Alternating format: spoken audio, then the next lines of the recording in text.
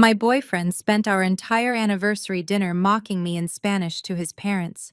He called me cheap. He said my laugh was annoying. He even laughed when his mother called me a charity case. They clinked their wine glasses and toasted to my ignorance, convinced that the black girl from Detroit could not possibly understand their aristocratic tongue. I just sat there sipping my water and smiling the shy, confused smile they expected. What they did not know was that I speak 4 languages fluently. What they did not know was that I was not there for love anymore. I was there because my private equity firm had just bought their failing family vineyard's debt that morning. I was not their guest. I was their owner. And before I evicted them from the property they had held for generations, I was going to let them dig their own graves. Before I tell you how I turned their arrogance into their absolute destruction, let me know where you are watching from in the comments. Hit that like button and subscribe if you have ever had to play the fool to catch a liar. The gravel crunched beneath the tires of Alejandro's leased Mercedes as we pulled through the wrought iron gates of the Rivera estate. Napa Valley stretched out around us in endless rows of green and gold basking in the California sun. To anyone else, this place looked like paradise. It looked like old money, generational wealth, and the kind of prestige that you simply cannot buy. But to me, looking out the passenger window through my oversized sunglasses, it looked like a balance sheet that was bleeding red ink. My name is Nia. To Alejandro, I am just a freelance HR coordinator who lives in a modest apartment and drives a 5-year-old Honda. I let him believe that I grew up struggling, that I am grateful just to be in his orbit. It makes him feel powerful. It makes him feel like the savior. To the rest of the world, however, I am the founder and majority shareholder of Apex Global, a firm that specializes in acquiring distressed luxury assets. And the Rivera family business was not just distressed, it was on life support. Alejandro reached over and squeezed my knee, flashing that bright, practiced smile that had charmed me 6 months ago. "Nervous, babe?" he asked. "Don't be. My parents can be a little old-fashioned, but they are going to love you. Just let me do the talking, okay? You look beautiful, by the way. Very simple." Simple. That was his code word for cheap. I was wearing a plain black linen dress. No logos, no jewelry except for small pearl studs. He did not know the dress was bespoke, hand-stitched in Milan, and cost more than his car lease payment. He saw what he wanted to see, a woman who needed his guidance. I smiled, that practiced shy curve of my lips that I had perfected over the last few weeks. "I am a little nervous," I admitted, keeping my voice soft. "Your mother sounds very intimidating. I just want to make a good impression." "You will be fine," he assured me, checking his reflection in the rearview mirror. "Just remember what I said. Smile, nod, and try not to mention where you grew up. Mom is a little particular about pedigrees." We parked in front of the main villa, a sprawling Mediterranean-style mansion that was undeniably breathtaking even if the stucco was peeling slightly near the roofline. I noticed it immediately. The deferred maintenance, the landscaping that was just a little too overgrown on the edges, the signs of a family that was frantically trying to keep up appearances while drowning in debt. The front door swung open before we even reached the steps. A woman stood there, flanked by 2 stone lions. Camila Rivera was exactly as Alejandro had described her, and exactly what I had seen in the dossiers my team had compiled. She was petite, impeccably dressed in cream silk, with hair so perfectly coiffed it looked like a helmet. She wore enough gold to sink a small ship. Alejandro hurried up the steps to embrace her. "Mama, you look stunning as always." Camila kissed his cheeks, holding him tight before her dark eyes slid over his shoulder and landed on me. She did not smile. She did not wave. She looked at me with the same expression one might use when discovering a stain on a silk rug. Alejandro beckoned me forward. "Mama, this is Nia, the one I told you about." I stepped up, extending my hand.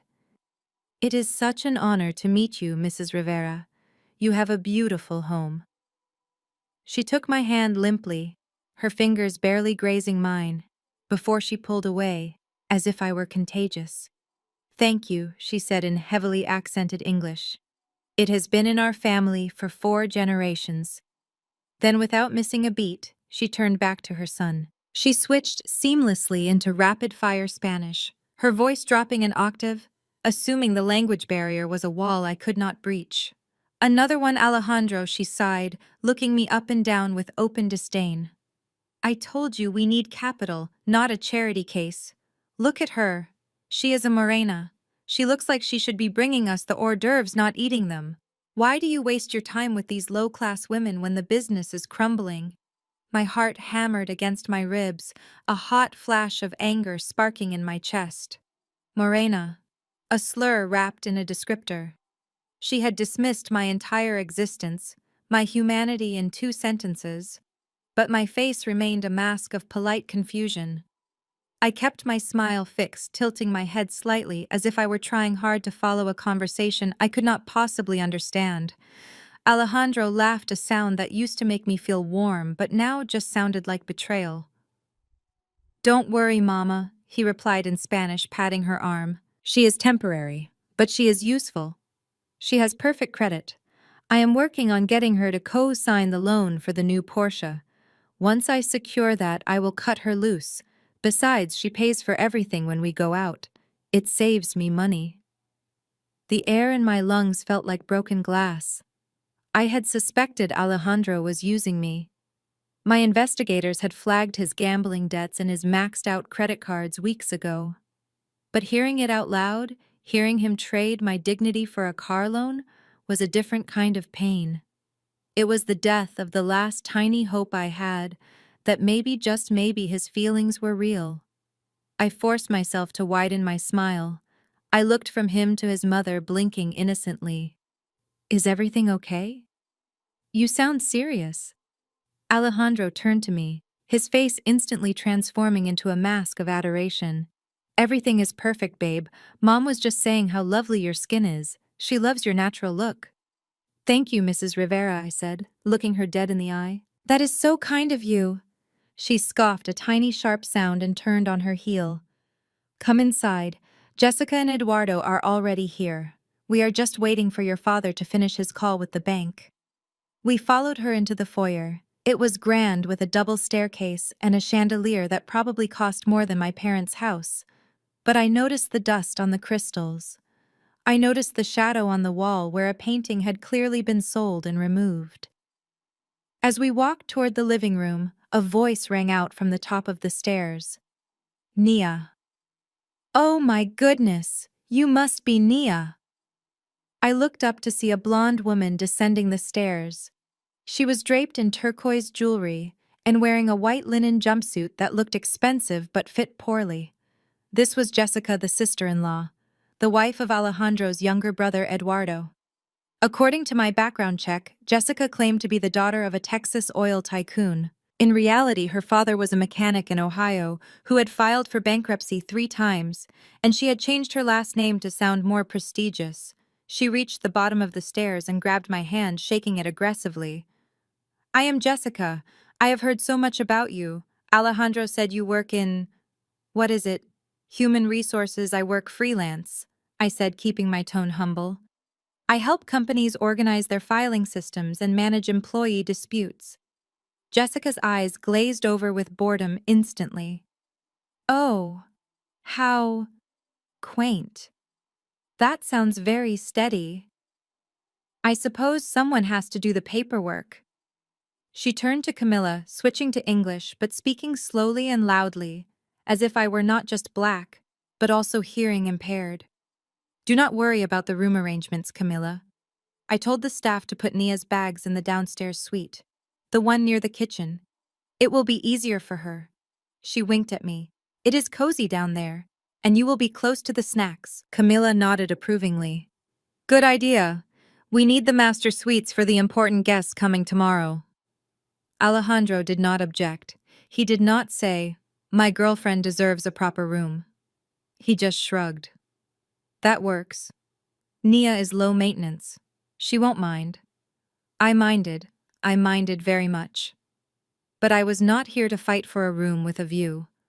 I was here to assess the collateral on a $50 million default. That sounds fine, I said. I do not need much space. Great, Jessica clapped her hands.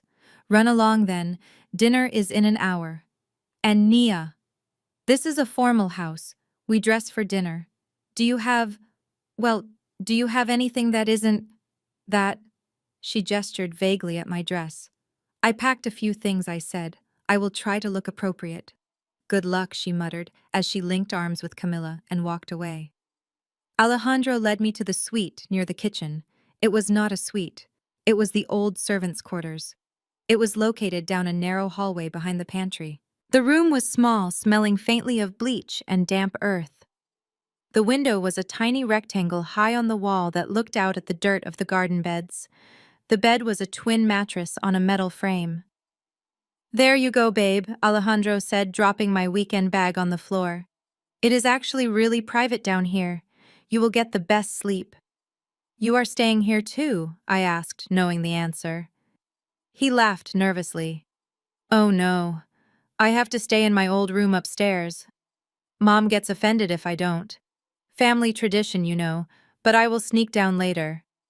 He kissed my forehead, a gesture that now made my skin crawl. Get changed. Wear that red thing I bought you. It shows off your assets. Mom likes flash. He left, closing the door behind him. I stood in the middle of the cramped, musty room and listened to his footsteps fading away. I waited until I was sure he was gone. Then I reached into my bag and pulled out my secure satellite phone. I dialed a number that bypassed the local cell towers. The voice on the other end answered immediately in French. Oui, Madame President. It was Jean-Luc, my chief of operations in Zurich. Jean-Luc, I said, my voice dropping the shy, uncertain tremble I had used with the Riveras. Switching to fluent, crisp French, I continued. I am inside the asset. The physical deterioration is worse than the drone footage suggested. The main house has deferred maintenance. The management is incompetent and hostile. Bien sûr, Jean-Luc replied. The acquisition papers are ready for your digital signature. Do we execute the foreclosure notice tonight? I looked around the tiny, insulting room. I looked at the single flat pillow on the bed. I thought about the way Camila had looked at me like I was dirt. I thought about Alejandro promising his mother he would use me for a car loan. Not tonight, I said, a cold smile touching my lips for the first time that day. Let them have their dinner. Let them have their party tomorrow. I want to see how far they will go. I want to see exactly who they are when they think no one is watching. Understood, madame. And the loan application Mr. Rivera submitted for the Porsche, deny it, I said. But flag it as pending investigation for fraud. Let him sweat. I hung up the phone and opened my suitcase. I pushed aside the modest clothes I had worn to play the part of the struggling freelancer. Beneath them, tucked away in a hidden compartment, was a dress I had saved for a special occasion. It was not the red thing Alejandro had bought me at the mall. It was a silk gown, midnight blue, structured and sharp as a blade. I wasn't going to wear it tonight. Tonight, I would be the maid they wanted me to be. Tonight, I would listen. I would gather every insult, every slur, every laugh at my expense. I would let them fill my arsenal until it was overflowing. I sat on the edge of the servant's bed and waited for the dinner bell. The walls were thin down here. Above me, I could hear footsteps. I could hear Jessica's shrill laughter. I could hear Alejandro's voice booming. They were walking all over me, quite literally. They thought I was beneath them. They had no idea that they were standing on a trapdoor, and I was the one holding the lever. The dinner bell rang, a sharp, demanding chime. I stood up, smoothed my plain black dress, and put my mask back on. It was showtime.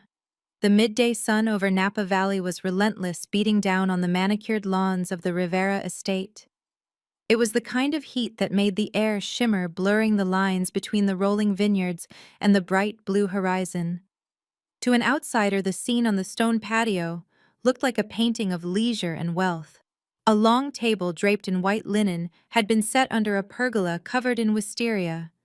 Crystal glasses sparkled, silver cutlery gleamed, and the scent of roasted rosemary chicken wafted from the serving platters. But the atmosphere at the table was anything but peaceful. It was a battlefield, and I was the only one without a weapon. My name is Nia, and I sat at the far end of the table, the spot usually reserved for children or unwanted guests. I kept my hands folded in my lap, my posture perfect, watching the performance unfold. Alejandro sat to my left, but his chair was turned away from me, his body angled entirely toward the head of the table where his mother Camila held court.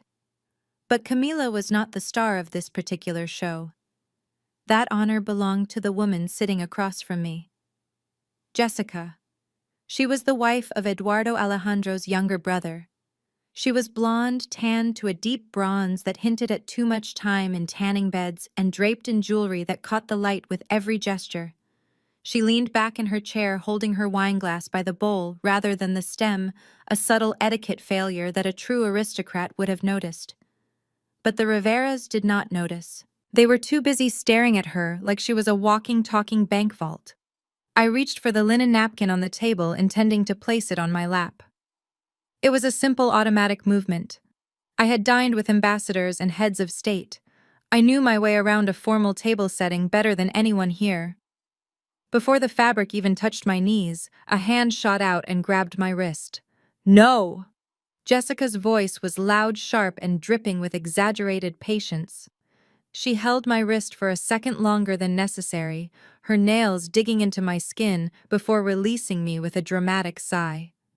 She turned to the rest of the table, shaking her head with a small, pitying laugh, then looked back at me. She widened her eyes and slowed her speech, articulating every syllable as if I were a toddler or someone who had suffered a recent head injury. "Nia, honey, look at me. Look." She picked up the cloth I had been reaching for and held it up, dangling it between two fingers. "This is a napkin." "Napkin! You put this on your lap to catch food if you drop it." She then pointed to a smaller, thicker cloth resting on a small silver plate to my left. "That is a hand towel." "Towel. You use that one to wipe your fingers if they get sticky. Do you understand the difference?" I stared at her. The silence at the table was heavy, thick with humidity and malice. Alejandro did not speak. Eduardo smirked into his wineglass. Camilla watched with the cold, impassive gaze of a reptile. Jessica leaned in closer, invading my personal space, her perfume a cloying mix of vanilla and desperation. "I know it is confusing," she said, her voice dropping to a conspiratorial whisper that was loud enough for the neighbors to hear. "In the places you come from, you probably just use paper towels. Or maybe your pants. It is okay, we do not expect you to know these things. The ghetto does not exactly offer classes on fine dining, does it?" The word hung in the air. Ghetto. It was lazy. It was racist.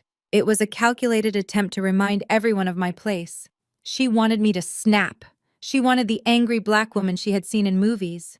She wanted me to flip the table so she could point a finger and say, "See, she does not belong."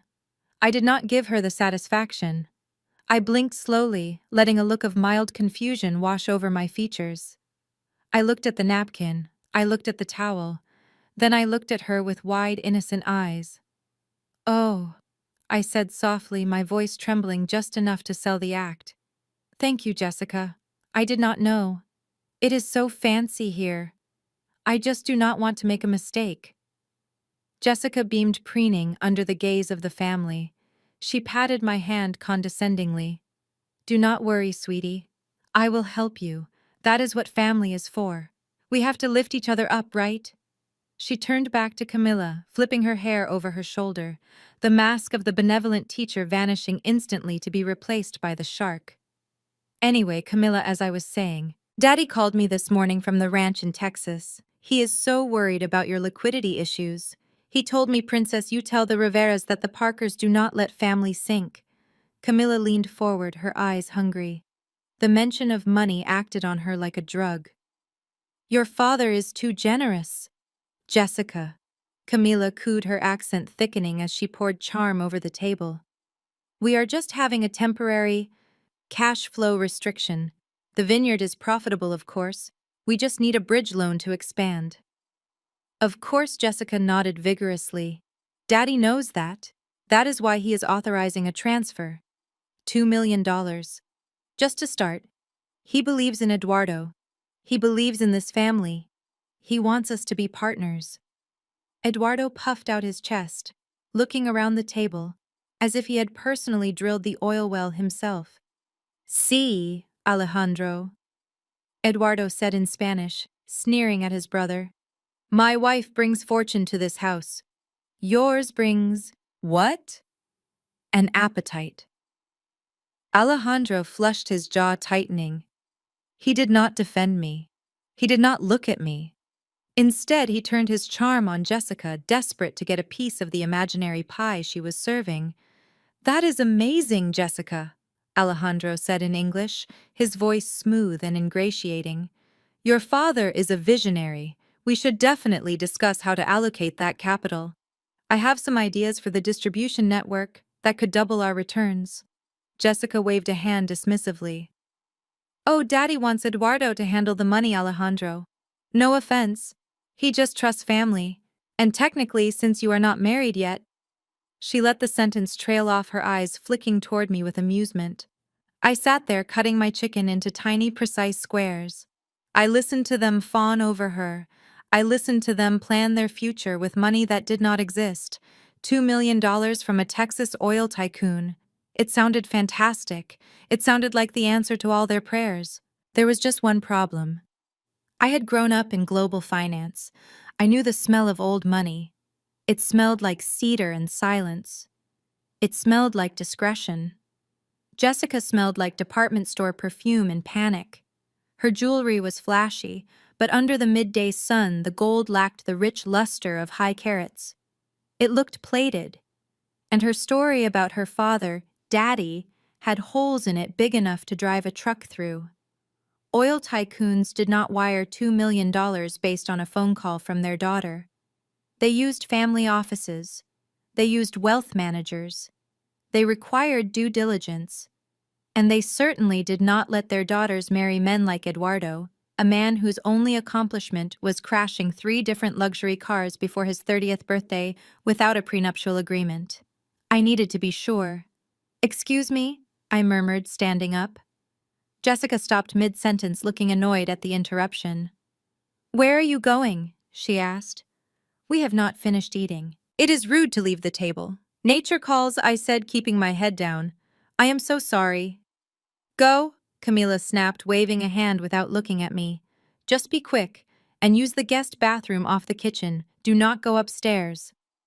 I walked away from the table, feeling their eyes on my back, until I rounded the corner of the house. As soon as I was out of sight, my posture changed. The shy slump vanished. I moved with the silent, predatory grace that had earned me my reputation in the boardroom. I did not go to the kitchen bathroom. I went to the main hallway, slipping into the small powder room beneath the stairs. I locked the door and pulled out my phone. My thumb flew across the screen. I opened my secure messaging app and found the contact for my lead private investigator, a man who could find a needle in a haystack if the haystack was on Mars. I typed the message in French, a habit from my years in boarding school in Geneva, and an extra layer of security in case anyone ever glanced at my screen. Investigate Jessica Parker, claims to be from Texas. Father is allegedly an oil tycoon. Verify assets. Check for bankruptcy filings. Cross-reference with aliases. Something is wrong. She feels like a hustle. I hit send. I washed my hands, staring at myself in the mirror. I saw the anger simmering behind my eyes, but I pushed it down. Not yet. I needed them to feel safe. I needed them to think they had won. When I returned to the garden, the mood had shifted to celebration. A bottle of vintage champagne, one of the few real assets the Riveras had left, had been opened. They were toasting. To Jessica, Eduardo shouted, raising his glass. The savior of the Rivera legacy. To Jessica, Camila echoed, clinking her glass against her daughter-in-law's. Alejandro raised his glass too, his smile tight but present. To Jessica. I sat back down. My glass was empty. No one offered to pour me any champagne. Jessica looked at me, her eyes glittering with malice. Oh, Nia. We would offer you some, but this bottle is worth about $500. I do not think your palate would appreciate it. Stick to the water. It is good for your skin. I picked up my water glass. You are right, Jessica, I said. I would hate to waste it. My phone buzzed in my pocket, a single vibration. I did not look at it. I knew what it was. My investigator was fast. The truth was sitting in my pocket, burning a hole through the fabric of my dress. The lunch wound down. The plates were cleared not by staff, but by the awkward silence of the reality that the staff was gone. Camilla stood up, smoothing her silk skirt. Well, this was lovely. Jessica, darling, come with me to the study. We need to look at the fabric swatches for the renovation. With your father's investment, we can finally redo the east wing. She turned to leave, then stopped, her eyes landing on me. Nia. Yes, Mrs. Rivera, I asked. The maid called in sick this morning. She said, her voice devoid of any emotion. Probably hungover. You know how they are. She gestured to the table covered in dirty plates, half-eaten chicken carcasses, and wine-stained glasses. Someone needs to clean this up before the ants come. Since you are staying here for free, and since you did not contribute to the meal, it seems only fair. I stared at her. She wanted me, a guest, the girlfriend of her son, to clear the table and wash the dishes for a party of 6. Alejandro, I said, looking at him. He looked away, studying his fingernails. Mom is right, babe. We are all pitching in. Eduardo and I have to go check the vines. It is a family effort. A family effort where I was the only one with dirty hands. You want me to do the dishes, I clarified. If you want to eat dinner tonight, Camila said, her voice hard. In this house, we all earn our keep. Well, those of us who have to earn it. Jessica has already done her part. Now you do yours. She turned and walked away, linking arms with Jessica. I hear lemon juice is great for grease, Jessica called back over her shoulder, laughing. Don't break a nail. Alejandro stood up, patted my shoulder awkwardly, and followed his brother toward the fields. I was alone in the garden. The sun was hot. The smell of leftover food was beginning to turn sickly sweet in the heat. I stood up and began to stack the plates. I would wash their dishes. I would scrub their grease. I would let them treat me like the help. Because every plate I stacked was another line on the invoice I was writing in my head. And when the bill finally came due, the cost was going to be higher than they could ever imagine. I carried the first stack of dirty dishes into the kitchen. As I set them down in the sink, I pulled out my phone and looked at the message from my investigator. It was a single image file, a mugshot. Jessica Parker, arrested 2 years ago in Ohio for check fraud and identity theft. Father listed as Gary Parker, unemployed mechanic. I looked at the mugshot, then out the window at Jessica laughing in the garden. I turned on the faucet. The water ran cold, then hot. Wash the dishes, Nia, I whispered to myself. Wash them clean. Because tonight we are going to serve a very different course. The kitchen of the Rivera estate was a culinary war zone, and I was the only soldier on the front lines. The industrial exhaust fan rattled overhead, doing absolutely nothing to dispel the thick, suffocating heat that radiated from the 2 massive ovens running at full blast. Sweat trickled down my back, ruining the silk lining of a dress that cost more than the commercial mixer sitting on the counter. But I did not stop. I could not stop. In front of me sat a mountain of onions. 50 pounds of yellow onions, their papery skins shedding like confetti all over the floor. Camilla had marched in 20 minutes ago, pointed at the sacks, and told me that the base for the soup needed to be prepared immediately. She claimed the sous chef had cut his hand and left.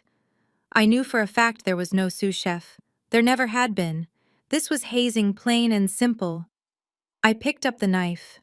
It was dull. Of course it was dull. A dull knife is dangerous and exhausting, exactly the kind of tool you give to someone you want to see suffer. I began to chop. The fumes hit my eyes, instantly stinging and sharp. Tears streamed down my face, mixing with the sweat. I did not wipe them away, I let them fall. It fit the narrative. Poor, overwhelmed Nia crying over onions because she is not cut out for the high life. Behind me, the swinging door pushed open. I did not turn around, but I knew who it was by the smell.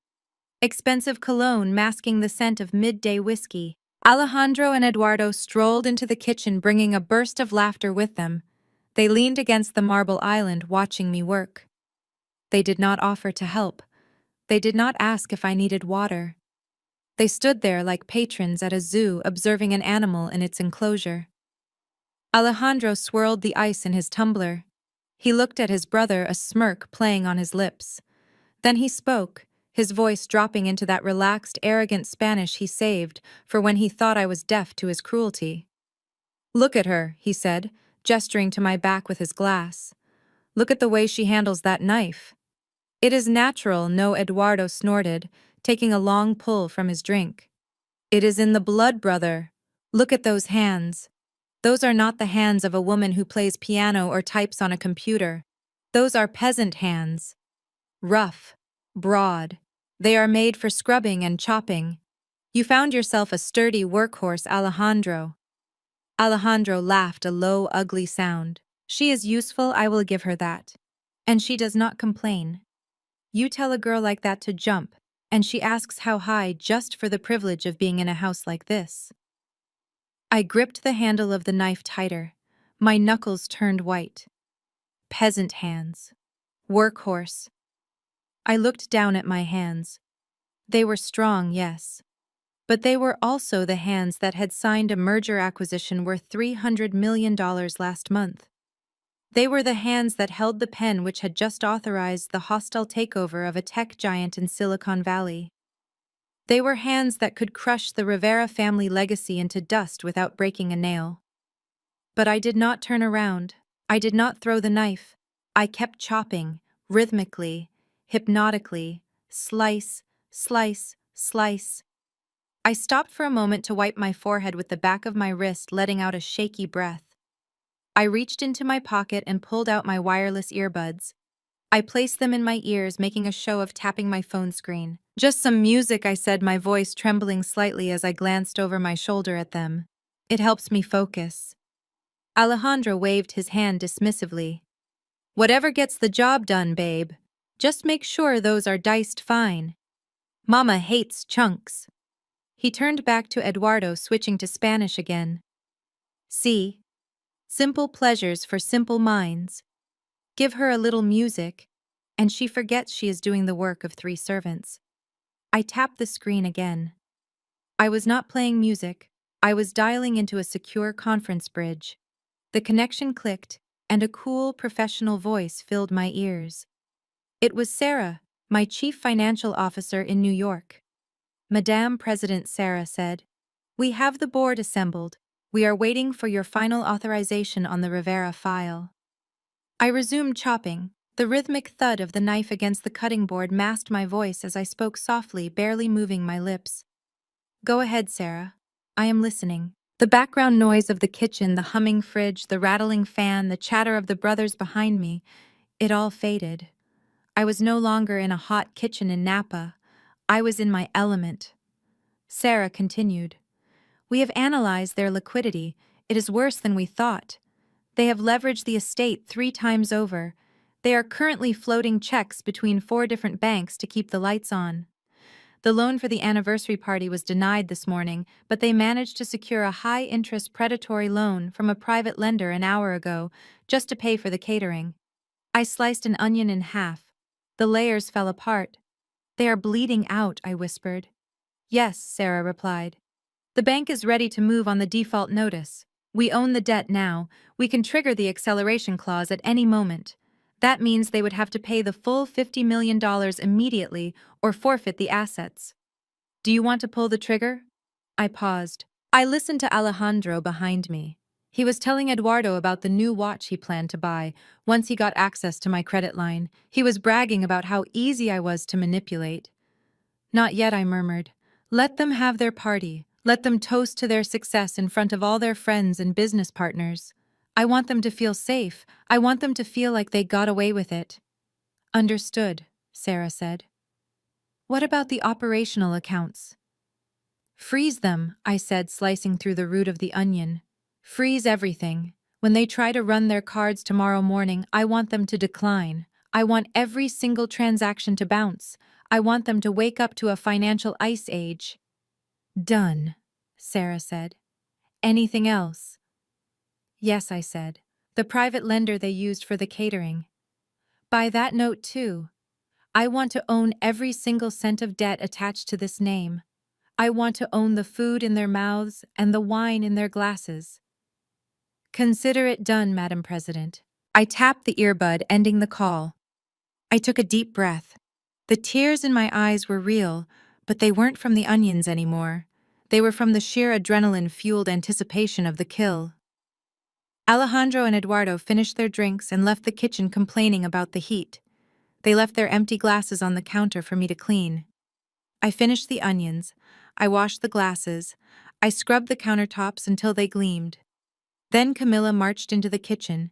She looked frantic, her helmet of hair slightly askew. Nia, she barked. Why are you so slow? The caterers are arriving in an hour to set up the serving stations. I need you to check the pantry. We need the saffron and the truffle oil. Get them out! She pointed a manicured finger toward the walk-in pantry at the back of the kitchen. I wiped my hands on my apron and obeyed. The pantry was cool and dark, lined with shelves of dry goods. It smelled of spices and old wood. I reached for the tin of saffron on the middle shelf. As I moved the tin, something scurried across my hand. I gasped and recoiled, dropping the tin. It clattered to the floor. I turned on the flashlight on my phone and shone it into the corner of the shelf. There were dozens of them. Cockroaches. Big, dark, oily ones. They were swarming over a bag of rice that had split open. They were crawling in and out of a box of crackers. Droppings littered the shelves. It was an infestation, a severe one. I felt bile rise in my throat. This was the food they were planning to serve to 50 of the most influential people in the valley. This was the kitchen of a luxury estate. Mrs. Rivera. I called out, backing out of the pantry. Camilla appeared in the doorway, looking annoyed. What did you drop? Saffron is expensive, you clumsy girl. Look, I said, pointing the flashlight beam at the shelf. There are roaches everywhere. They are in the food. Camilla stepped forward and looked. She saw the bugs scattering under the light. Her face did not register horror. It did not register disgust. It registered calculation. She turned to me, her eyes hard as flint. Close the door, she hissed. But the food, I stammered. We cannot serve this. It is contaminated. We have to throw it out. Throw it out, she shrieked, her voice low and venomous. Are you insane? Do you know how much this inventory costs? We do not have time to replace it. The guests are arriving in 2 hours. She grabbed the door handle and slammed the pantry shut. You saw nothing, she said, stepping into my personal space. This is an old house. Sometimes there are bugs. It happens. You will take the saffron. You will wipe the tin off with a sanitizer wipe. And you will bring it to the chef. I stared at her. This was not just negligence. This was a health hazard. This was dangerous. Mrs. Rivera. I said, dropping the act for a split second. People could get sick. She grabbed my arm, her fingers digging in hard. Listen to me, you ungrateful little thing. You are here because my son has a soft spot for strays. Do not make me regret letting you in. You will keep your mouth shut. You will not ruin this night. You will not spoil the guests' appetite with your dramatic stories. Do you understand?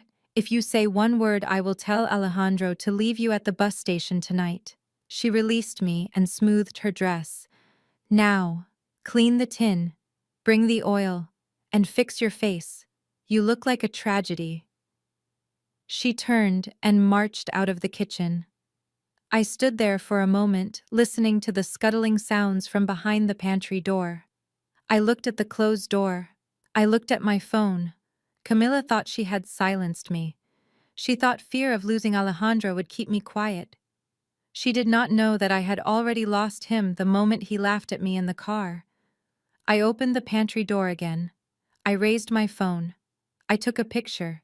Then another. Then a video zooming in on the vermin crawling over the open bag of premium basmati rice. I captured the brand names. I captured the expiration dates. I captured the undeniable squalor hidden behind the veneer of wealth. I saved the files to my secure cloud. I sent a copy to my investigator with a simple caption, "Leverage." Then I picked up the saffron tin. I grabbed a sanitizer wipe. I wiped it down, just as I was told. I walked out of the pantry, my face a mask of obedience. "Yes, Mrs. Rivera," I whispered to the empty room. "I will not spoil their appetite. Not yet. I will let them eat. I will let them drink. And tomorrow, when the health inspectors arrive with the photos I just took, they are going to choke on every single bite." The afternoon sun had begun to dip behind the rolling hills of the vineyard, casting long shadows across the Rivera estate. The house was buzzing with a frantic energy as the final preparations for the anniversary gala kicked into high gear. Caterers were shouting instructions in the hallway. Florists were hauling in massive arrangements of white lilies that smelled like a funeral parlor. And I was standing in the shadows of the library, trying to disappear. I had finished my shift in the kitchen, scoured the grease from my fingernails, and changed back into my simple black dress. My hands still smelled faintly of bleach and onions, a scent that seemed to cling to me like a second skin, marking me as the help regardless of what I wore. I was exhausted, but my mind was razor sharp. I was not here to rest. I was here to watch the house of cards fall. Alejandro found me there. He slipped into the library, closing the heavy oak door behind him with a soft click. The noise of the house faded, instantly replaced by the smell of old paper and dust. He looked frantic. His hair was perfectly styled, but there was a sheen of sweat on his upper lip that betrayed his nerves. He adjusted his silk tie, smoothing it down with a trembling hand before fixing a smile on his face. It was the smile he used when he wanted something, the smile that had worked on me for 6 months. "Nia, baby? There you are," he said, crossing the room in 3 long strides. "I have been looking everywhere for you. Are you okay?" "Mom can be a little intense in the kitchen, I know. I tried to tell her you needed a break, but she is so stressed about tonight." I looked at him. I looked at the man I had thought I loved, and I saw nothing but a stranger in an expensive suit. I saw a man who had watched me scrub floors and chop onions without lifting a finger. I saw a coward. "I am fine, Alejandro," I said, keeping my voice small and tired. "I just wanted to stay out of the way until the guests arrive." "Good, good," he said, distracting himself. "Listen, babe, I have a huge favor to ask, a really big one, and I would not ask if I was not desperate." He took my hands in his. His palms were damp. He looked deep into my eyes, trying to summon that old magic, that connection that used to make my knees weak. "I found the perfect gift for Mom," he said, his voice dropping to a conspiratorial whisper. "It is a vintage emerald necklace. She has been talking about it for years. The jeweler just called me. He is holding it, but he needs payment now if I want to present it to her tonight. It is the big 40th anniversary, Nia. It has to be perfect." "That sounds lovely," I said, playing along. "So go get it." He sighed, a dramatic exhale that ruffled his bangs. "That is the problem. I tried to wire the money, but my bank flagged the transaction as suspicious because I am out of town. They froze my accounts for 24 hours. I have been on the phone with them for an hour, but they say it is a security protocol. They cannot unlock it until tomorrow." He squeezed my hands tighter. "I need you to spot me, Nia. Just until tomorrow morning. As soon as the bank opens, I will wire it back to you with interest, I promise." "How much?" I asked, blinking innocently. $10,000, he said, the number rolling off his tongue a little too quickly. I hesitated. I let the silence stretch out. I let him sweat. I wanted to see how far he would go. I wanted to see if he would beg. 10,000, Alejandro," I said, biting my lip. "That is a lot of money. That is almost all of my savings. You know I have been saving for a new car. I know, babe, I know," he pleaded. "And I swear on my life you will get it back. Plus a little extra for being the best girlfriend in the world. Please, Nia, Do this for me. Do this for the family. If I show up tonight without a gift after Jessica gave them that huge check, I will look like a failure. Mom will never let me hear the end of it. Do you want that? Do you want them to look down on us? Us. There was no us. There was only him, and the ATM he thought he was talking to. I looked at his desperate eyes. I knew the truth. His accounts were not frozen for security. They were frozen because he was overdrawn. He had maxed out his credit lines gambling on sports and buying bottle service at clubs to impress people who did not care about him. There was no necklace. There was only a bookie or a debt he needed to clear before the party started. But I needed the transaction record. I needed the paper trail. Okay, I whispered, letting my shoulders slump as if I were giving in against my better judgment. Okay, Alejandro. For you. He let out a breath that sounded like a tire deflating. Thank you. Thank you, Nia. You are saving my life. I pulled out my phone. I opened my banking app. He watched me over my shoulder, his eyes greedy tracking my fingers as I typed in the amount. $10,000. Sent. The notification chimed on his phone a second later. He checked the screen and his entire demeanor changed. The desperation vanished, replaced by a smug satisfaction. He kissed my cheek quickly, almost carelessly. You are amazing, he said, already backing toward the door. I have to go pick it up. I will see you at dinner. Wear the red dress, okay? He slipped out of the library, leaving me alone in the gloom. I waited 5 seconds.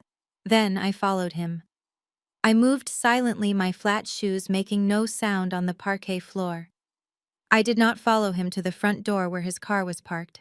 I followed him to the side terrace, a secluded spot hidden by a wall of ivy, where the cell reception was best. I stood just inside the French doors, hidden by the heavy velvet drapes. I could see him through the crack in the curtains. He was pacing back and forth, his phone pressed to his ear. He was speaking in Spanish, loud and fast. Sophia, baby, pickup. He paused, listening. Then he laughed. A cruel, triumphant sound. Yes, I got it. I told you I would get it. The idiot transferred it 2 minutes ago. She bought the whole story about the necklace. Can you believe it? Leave. She thinks she is saving the day. He paused again, listening to the voice on the other end. I know. Listen, book the suite at the Hilton, the presidential. I will slip away after the toasts. My family will be too drunk to notice, and Nia will be in bed by 10. She is exhausted. I had her scrubbing floors all day. He laughed again. Yes, 10,000. It is enough for tonight and for that bracelet you wanted. I will bring cash. I love you, baby. See you in 3 hours. He hung up. He adjusted his jacket, checked his reflection in the glass of the door, and walked away whistling. I stood there in the shadows, feeling a cold calm settle over me. Sophia, the mistress. The one he was spending my money on while I slept in the servant quarters. He was not buying a gift for his mother. He was buying a night with another woman using the money he had swindled from me. I pulled out my phone. I had recorded every word. The voice memo was saved and uploaded to my secure cloud instantly. I opened my banking app and took a screenshot of the transfer confirmation. I annotated it with the time and date. I did not call the bank to reverse the charge. I did not report it as fraud. Not yet. That money was not a loss. It was an investment. It was the price of admission for the show I was about to put on. $10,000 was a cheap price to pay for absolute moral high ground in a court of law. I turned to go back to my room. As I walked down the hallway, my phone buzzed with a priority notification. It was from my private investigator. The subject line read simply, Jessica Parker, background check complete. I hurried to the small damp room that had been assigned to me. I sat on the lumpy mattress and opened the file. The first page was a summary, and it was devastating. Jessica Parker. Born Jessica Pokorsky in Dayton, Ohio. Father Gary Pokorsky, former mechanic, currently unemployed. He had filed for Chapter 7 bankruptcy 3 times in the last decade. His most recent address was a trailer park outside of Cleveland. There was no oil tycoon, there was no ranch in Texas, there was no trust fund. I scrolled down. Jessica had 5 outstanding judgments against her for unpaid credit card debt totaling over $80,000. She had been evicted from 2 different apartments in Los Angeles before meeting Eduardo. She was currently being sued by a wedding planner for non-payment of services. She was not a savior. She was a parasite. She was exactly like the Riveras, drowning in debt and pretending to float on a yacht. The $2 million transfer she had promised at lunch. It was a phantom. It would never arrive because it did not exist. She was stalling, playing for time, hoping to marry Eduardo and get her name on the deed to the vineyard before anyone realized she was destitute. She did not know the vineyard was already gone. She did not know she was trying to marry into a crater. I looked at the mugshot included in the file. Jessica looking tired and angry, holding a slate with booking numbers. I looked at the recording of Alejandro on my phone. I looked at the bank transfer receipt. I had them. I had all of them. I lay back on the narrow bed and stared at the ceiling. The dinner was in 2 hours. 2 hours until the curtain rose. I stood up and went to my suitcase. I unzipped the hidden lining. I pulled out the midnight blue silk gown. It pooled in my hands, cool and heavy like water. I pulled out the diamond earrings I had hidden inside a pair of socks. Real diamonds, flawless and sharp. I pulled out my makeup kit. I stripped off the plain black dress. I showered in the tiny, cramped stall, scrubbing the scent of onions from my skin until I felt raw. I did not put on the red dress Alejandro had asked for. I put on the silk gown. It fit me like armor. I swept my hair up, revealing my neck. I put on the diamonds. I applied my makeup, highlighting my eyes, making them look fierce and bright. I looked in the mirror. The shy, freelance HR coordinator was gone. The woman staring back at me was the president of Apex Global.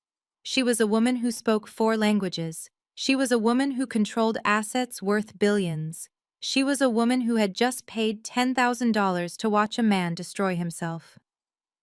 I checked the time. It was almost sunset. I picked up my clutch.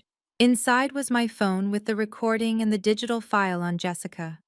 I unlocked the door and stepped out into the hallway. The air in the house had changed. The frantic energy of preparation had settled into the heavy, expectant hush of the main event. I walked toward the stairs. My heels clicked on the stone floor, a steady, rhythmic drumbeat of war. Alejandro wanted a show. Camila wanted a servant. Jessica wanted a victim. Tonight, I was going to give them all exactly what they deserved. I walked up the stairs, out of the darkness of the servant quarters and into the light of the main hall. The party was starting, and I was ready to serve the first course. The great hall of the Rivera estate had been transformed into a theater of excess. 50 guests filled the room, a curated collection of Napa Valley's elite, desperate creditors and business rivals who had come to smell the blood in the water. Crystal chandeliers dripped light onto tables laden with silver candelabras and white roses. A string quartet played in the corner, their music struggling to rise above the din of polite, predatory conversation. I stood at the top of the stairs for a moment, letting the scene absorb me. I had shed the skin of the humble freelancer. The midnight blue silk gown I wore was a weapon. It had no label, no flashy logo, and no sequins. It was architectural structured and fit me with a precision that screamed bespoke Italian tailoring to anyone who knew what they were looking at. To the Riveras who measured wealth by the size of a brand name printed on a chest, I probably looked invisible. That was exactly the point. I was a stealth bomber in a room full of fireworks. I descended the stairs. My heels struck the marble with a deliberate rhythmic click that cut through the chatter. Heads turned. I saw men in tuxedos pause mid-sip. I saw women in taffeta narrow their eyes, trying to place me, trying to figure out why the woman who had been introduced as a charity case was walking like she owned the building. Alejandro was at the bottom of the stairs.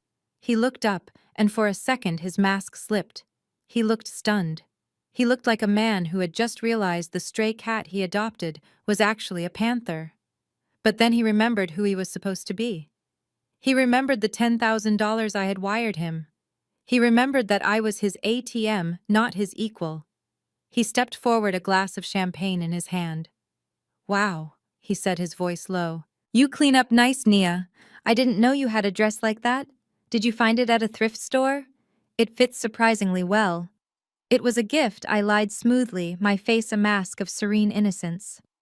"From a former employer. I saved it for a special occasion." He nodded, losing interest immediately. "Well, try to blend in. Don't speak unless someone speaks to you first. We have important people here tonight. Investors."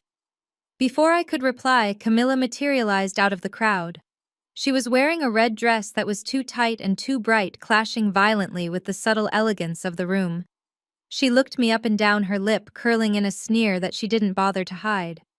"So you decided to join us," she said. "I suppose you expect to be fed after your little performance in the pantry." I smiled at her. It was the smile of a shark who sees a seal splashing on the surface. "I wouldn't miss it for the world, Mrs. Rivera."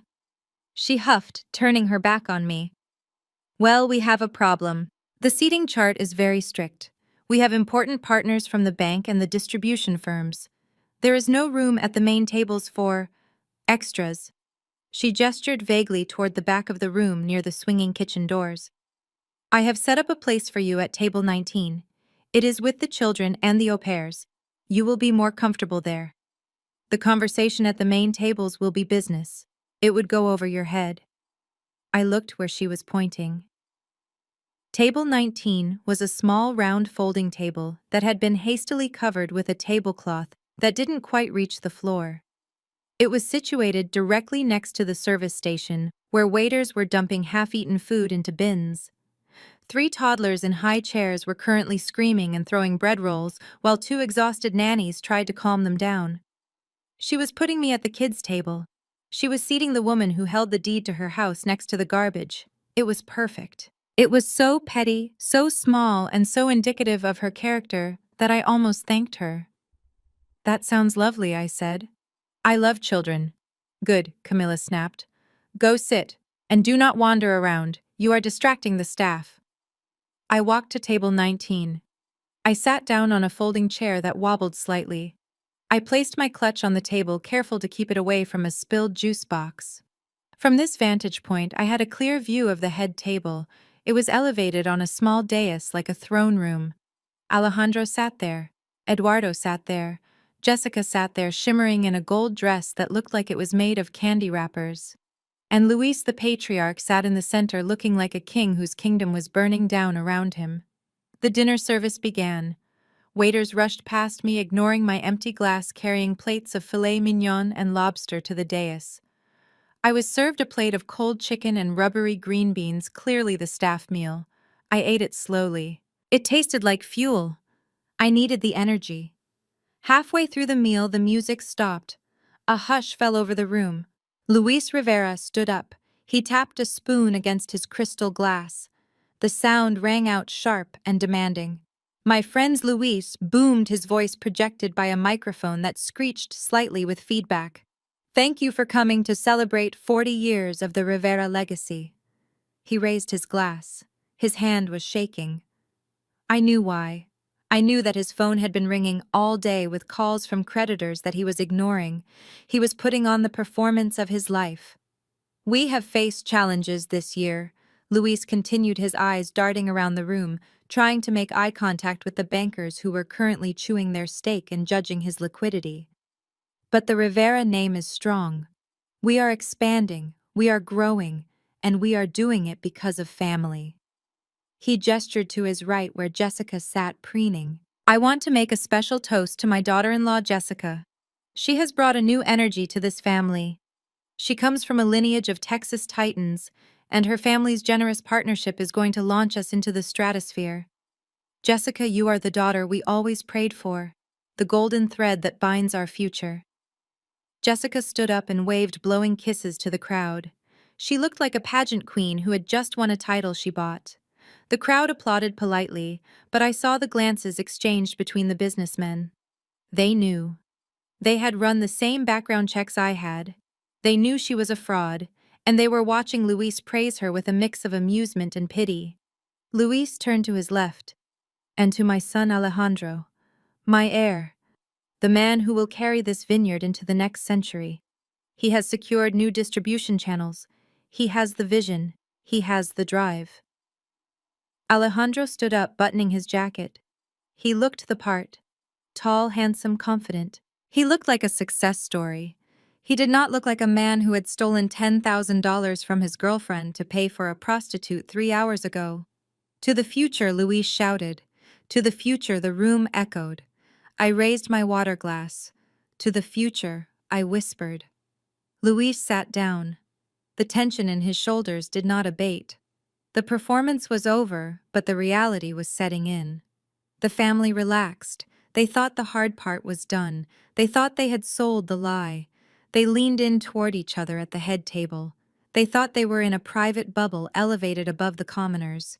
They forgot that sound carries. They forgot that I was sitting 10 feet away, just below the dais, invisible to them, but perfectly positioned to hear everything. They switched to Spanish. It was immediate. It was a release. It was their safe space where they could shed the mask of politeness and be their true ugly selves. Camila leaned over to Alejandro, gesturing toward me with her fork. Look at her, she sneered in Spanish, her voice carrying clearly over the low hum of the room. Look at the way she eats that chicken. She cuts it like she is afraid it is going to bite her back. It is pathetic. She sits there among the babies, and she fits right in. She has the mind of a child. I kept my face blank. I chewed a piece of rubbery green bean. I stared straight ahead. Eduardo laughed, slinging an arm around the back of Jessica's chair. It is embarrassing, Brother Eduardo said in Spanish. Having her here, it lowers the tone of the entire event. The investors are looking at her and wondering why we let the help sit down. When are you going to dump her? Do not let her cling to the family assets. If she thinks she is getting a ring, you need to wake her up. We cannot have that bloodline mixing with ours. Jessica giggled. She didn't speak Spanish, but she knew they were mocking me. She chimed in with English loud enough for me to hear. "Aw, look at her. She looks so lonely. Maybe we should send her a coloring book." Alejandro looked down at me from the dais. He looked at the woman who had paid his rent for 6 months. He looked at the woman whose money was currently paying for the hotel room he planned to visit later that night. His eyes were cold. There was no love there. There was only calculation. He took a sip of his wine and spoke in Spanish, his voice dripping with contempt. Don't worry, Mama. Tonight is the end of it. As soon as the party is over, I am kicking her out. I just need to make sure the wire transfer she sent clears the bank fully. Once the cash is liquid, she is gone. She is just a mobile ATM, and I have already made my withdrawal. A mobile ATM. The words hit me in the chest, but they didn't hurt. They solidified. They turned the last remaining molecules of my compassion into steel. They laughed, all of them. Camila, Luis, Eduardo, Alejandro. They clinked their glasses again, toasting to my exploitation. Toasting to their cleverness. Toasting to the stupid, silent black girl who paid their bills and scrubbed their floors. I put down my fork. I picked up my napkin. I dabbed the corners of my mouth. I looked at the time on my phone. The notifications were lined up. The bank transfers were frozen. The foreclosure notice was digital and ready. The police were on standby for Jessica. The stage was set. They wanted a show. They wanted to talk about bloodlines and assets. They wanted to talk about who belonged at the head table. I pushed my chair back. It scraped loudly against the floor. The sound cut through their laughter. They looked down at me, annoyed that the furniture was making noise. I stood up. I smoothed the silk of my midnight blue gown. I picked up my crystal water glass. I walked toward the dais. I did not walk with my head down. I did not walk with a shuffle. I walked with the stride of a CEO entering a boardroom to fire everyone. Camilla frowned. "What is she doing?" she hissed in Spanish. "Sit down, girl," I ignored her. I walked up the 3 steps to the dais. I stood at the end of their table. I towered over them as they sat. I tapped my glass with my fingernail. Ding, ding, ding. The room went silent. The guests turned. They saw the woman from table 19 standing over the family. They sensed the shift in atmospheric pressure. They knew something was about to happen. Alejandro looked panicked. Nia, babe, what are you doing? Sit down. You're drunk. I smiled at him. It was a terrifying smile. I am not drunk, Alejandro, I said, my voice projecting clearly to the back of the room without a microphone. I am just finally ready to join the conversation. I turned my gaze to Camilla. I locked eyes with her, and then I opened my mouth. The silence in the room was not empty. It was heavy. It was pressurized. It was the kind of silence that happens right before a dam breaks, when the water is pushing against the concrete with millions of gallons of force, and the first hairline fracture appears. I stood at the edge of the dais, looking down at the Rivera family. From this angle, they looked small. They looked like dolls arranged in a dollhouse that I was about to set on fire.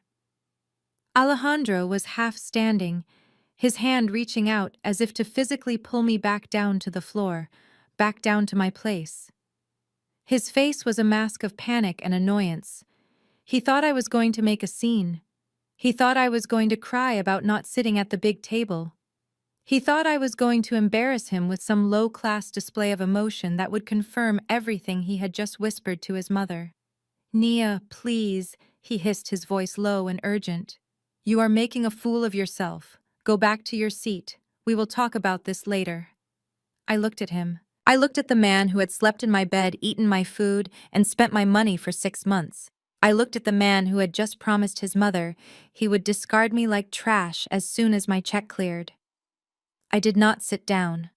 I did not retreat. I raised the crystal glass in my hand. It caught the light of the chandeliers, sending a prism of rainbows dancing across the white tablecloth. I am sorry to interrupt, I said, my voice clear and steady in English. The room was so quiet that my voice carried to the back corners without a microphone. I just wanted to propose a toast, to the Rivera family, and to the truth. Camilla rolled her eyes. She picked up her wine glass, clearly intending to ignore me until I went away. She muttered something to Eduardo in Spanish, a quick biting comment about how alcohol makes the help get uppity. That was the moment. That was the trigger. I took a deep breath. I let the air fill my lungs. I let the shy, stumbling American girl die right there on the dais. And when I exhaled, I did not speak English. I spoke Spanish. But I did not speak the casual, regional dialect the Riveras used. I did not speak the slang-heavy street Spanish Alejandro used with his friends. I spoke Castilian, pure, crisp European Spanish. The kind of Spanish I had learned from my private tutors in Madrid during the summers I spent there as a teenager. The kind of Spanish that pronounces the Z and the C with a distinct, elegant lisp. The kind of Spanish that sounds like old money. It sounds like royalty. It sounds like power. Señora Camila. I began my diction perfect, my tone conversational but ice-cold. I must apologize. I did not finish my dinner. Camilla froze. The glass of wine she was raising to her lips stopped in midair. Her eyes snapped to mine.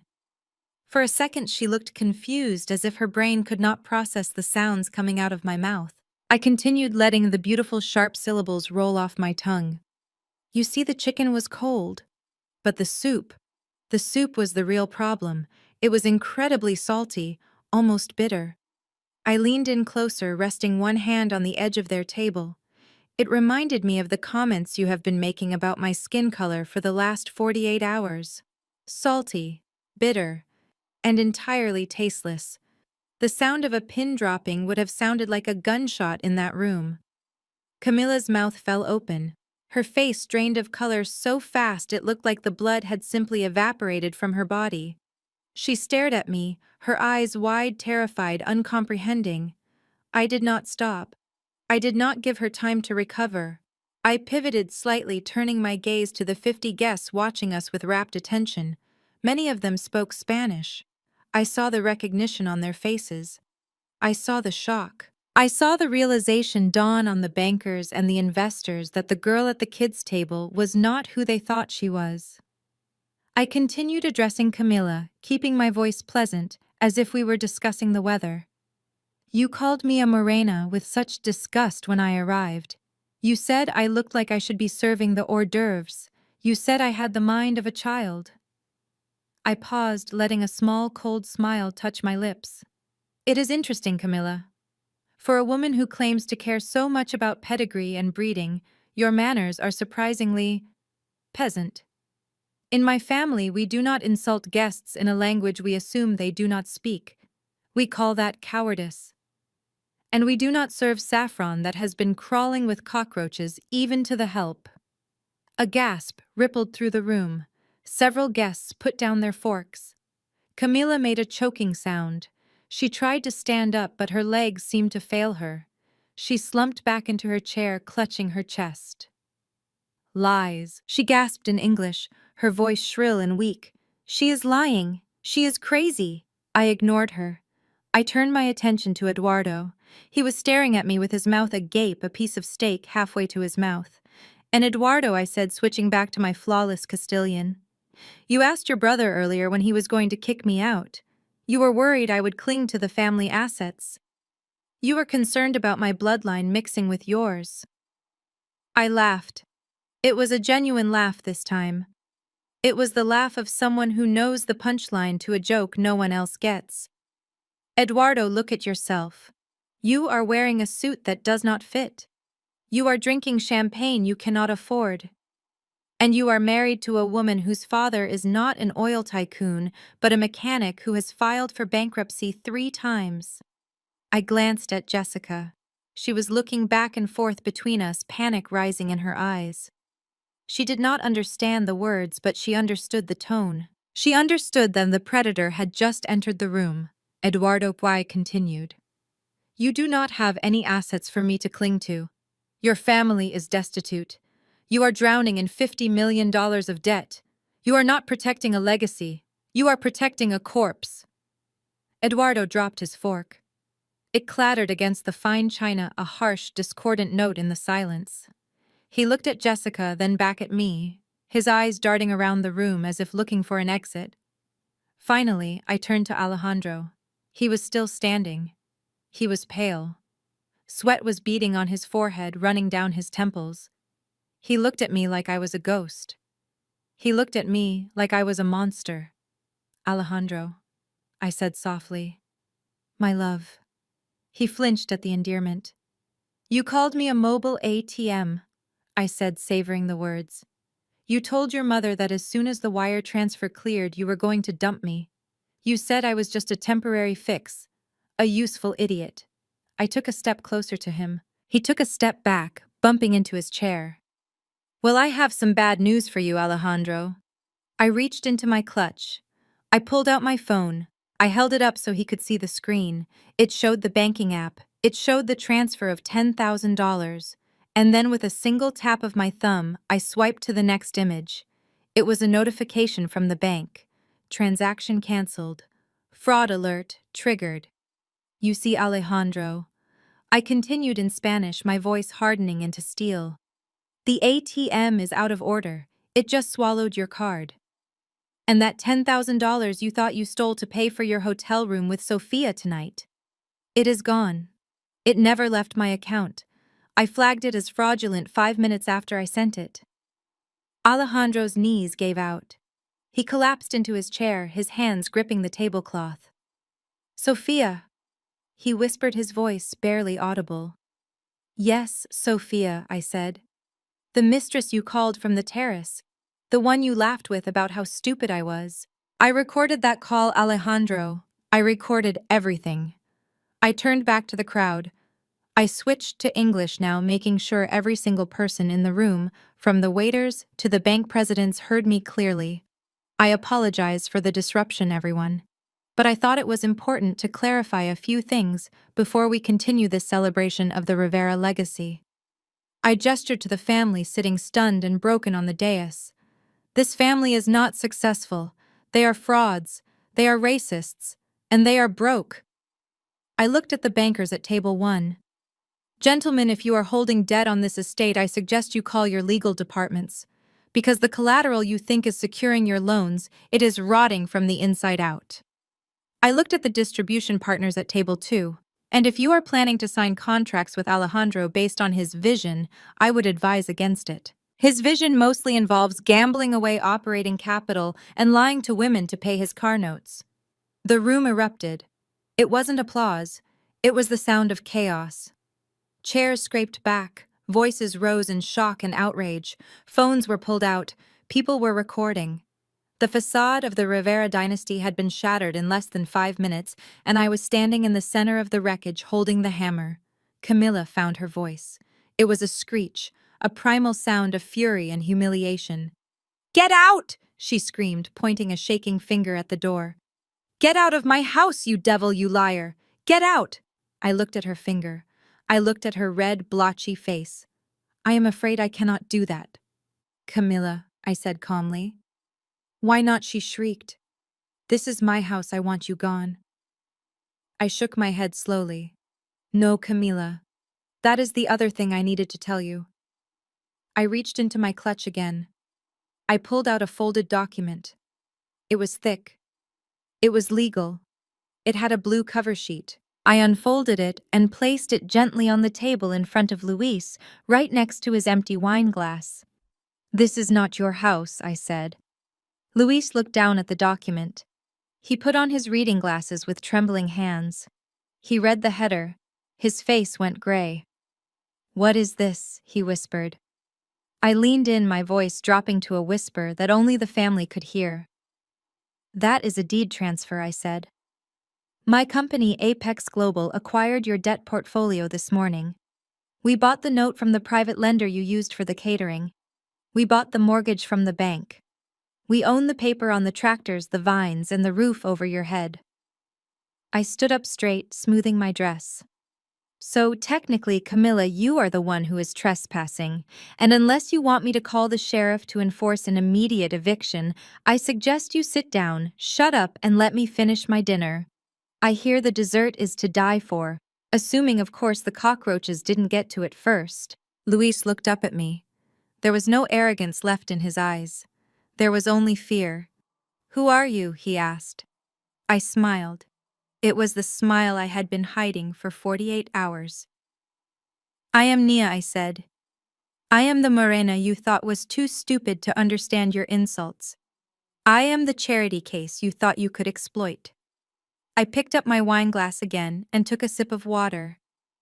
"And now, I am your landlord."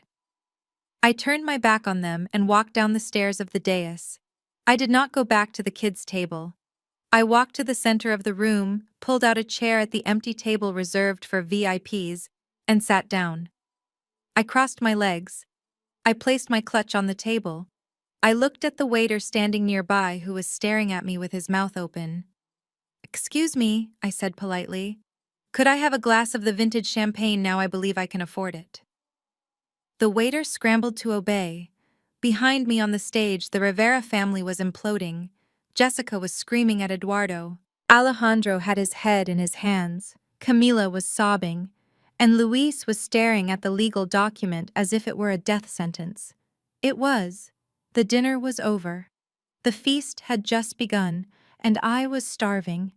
The room was spinning in a vortex of shattered glass and shattered egos, but one person was still desperately trying to cling to the wreckage of the Titanic while rearranging the deck chairs. Jessica stood up, her chair screeching against the marble floor, a sound that grated on every nerve in the room. She did not speak Spanish, so she had missed the nuances of my conversation with Alejandro. She had missed the part where I revealed myself as the predator. All she saw was the black girl from the servants' quarters standing on the dais making a scene, and she saw an opportunity to be the hero. She smoothed her gold dress, the cheap sequins catching the light in a way that looked garish rather than glamorous. She pointed a manicured finger at me, her face twisted into a mask of righteous indignation. "Security!" she screamed, her voice shrill and breaking. "Where is the security? Someone get this woman out of here immediately. She is drunk and she is dangerous. Look at her. She is threatening the family." She looked around the room, seeking allies among the stunned guests. "I am so sorry, everyone," she announced, breathless with performative panic. "We tried to help her. We gave her a place to stay, and this is how she repays us. By making a scene at a formal event. It is just so typical." She turned back to me, her eyes narrowing. "You need to leave Nia. Right now. Go back to your little apartment or your car or wherever you came from. You do not belong here. You are ruining a celebration of excellence." I looked at her. I looked at the woman who had held my wrist and taught me how to use a napkin. I looked at the woman who had called me a charity case. And then I laughed. It was a soft sound, but in the dead silence of the room it carried like a thunderclap. "Oh, Jessica," I said, my voice dropping to a conversational purr that was far more terrifying than a shout. "You really do not know when to stop digging, do you?" I reached into my clutch, but instead of my phone this time, I pulled out a small black remote control. Earlier that afternoon, while the caterers were setting up, I had taken a moment to sync my phone with the estate's audio-visual system. It was a simple Bluetooth handshake. The Riveras had installed a massive projection screen behind the dais, intended for a slideshow of their glorious family history. They wanted to show off 40 years of success. I pointed the remote at the ceiling. "I think you are right, Jessica," I said. "We should talk about excellence. We should talk about pedigree. We should talk about where we come from." I pressed the button. A motorized hum filled the room as the massive white screen descended from the ceiling behind the head table. The lights in the hall dimmed automatically. The guests turned their chairs, expecting a montage of vintage wine harvests and family weddings. Instead, a giant high-definition image filled the screen. It was a mugshot. Jessica Parker. But the name on the booking slate did not say Parker. It said Pawkorski. The room gasped. Jessica froze. Her hand went to her throat, clutching her fake diamond necklace. Her eyes bulged. I pressed the button again. The slide changed. "This is Gary Pawkorski." I narrated, my voice cool and professional, like I was delivering a quarterly earnings report. "He is Jessica's father." The image showed a man in grease-stained coveralls standing in front of a dilapidated garage with a sign that said "Gary's Fix It and Quit It." He looked tired. He looked like a man who worked hard for very little money. There was no shame in that. The shame was in his daughter erasing him to play princess. According to Jessica, I continued walking slowly around the table, stalking her like prey. "He is a Texas oil tycoon who is wiring $2 million to the Rivera estate as we speak." I clicked the remote. A document appeared on the screen. It was a bankruptcy filing from the state of Ohio. Dated 6 months ago. Gary Pawkorski listed assets of less than $5,000 and debts of over $50,000.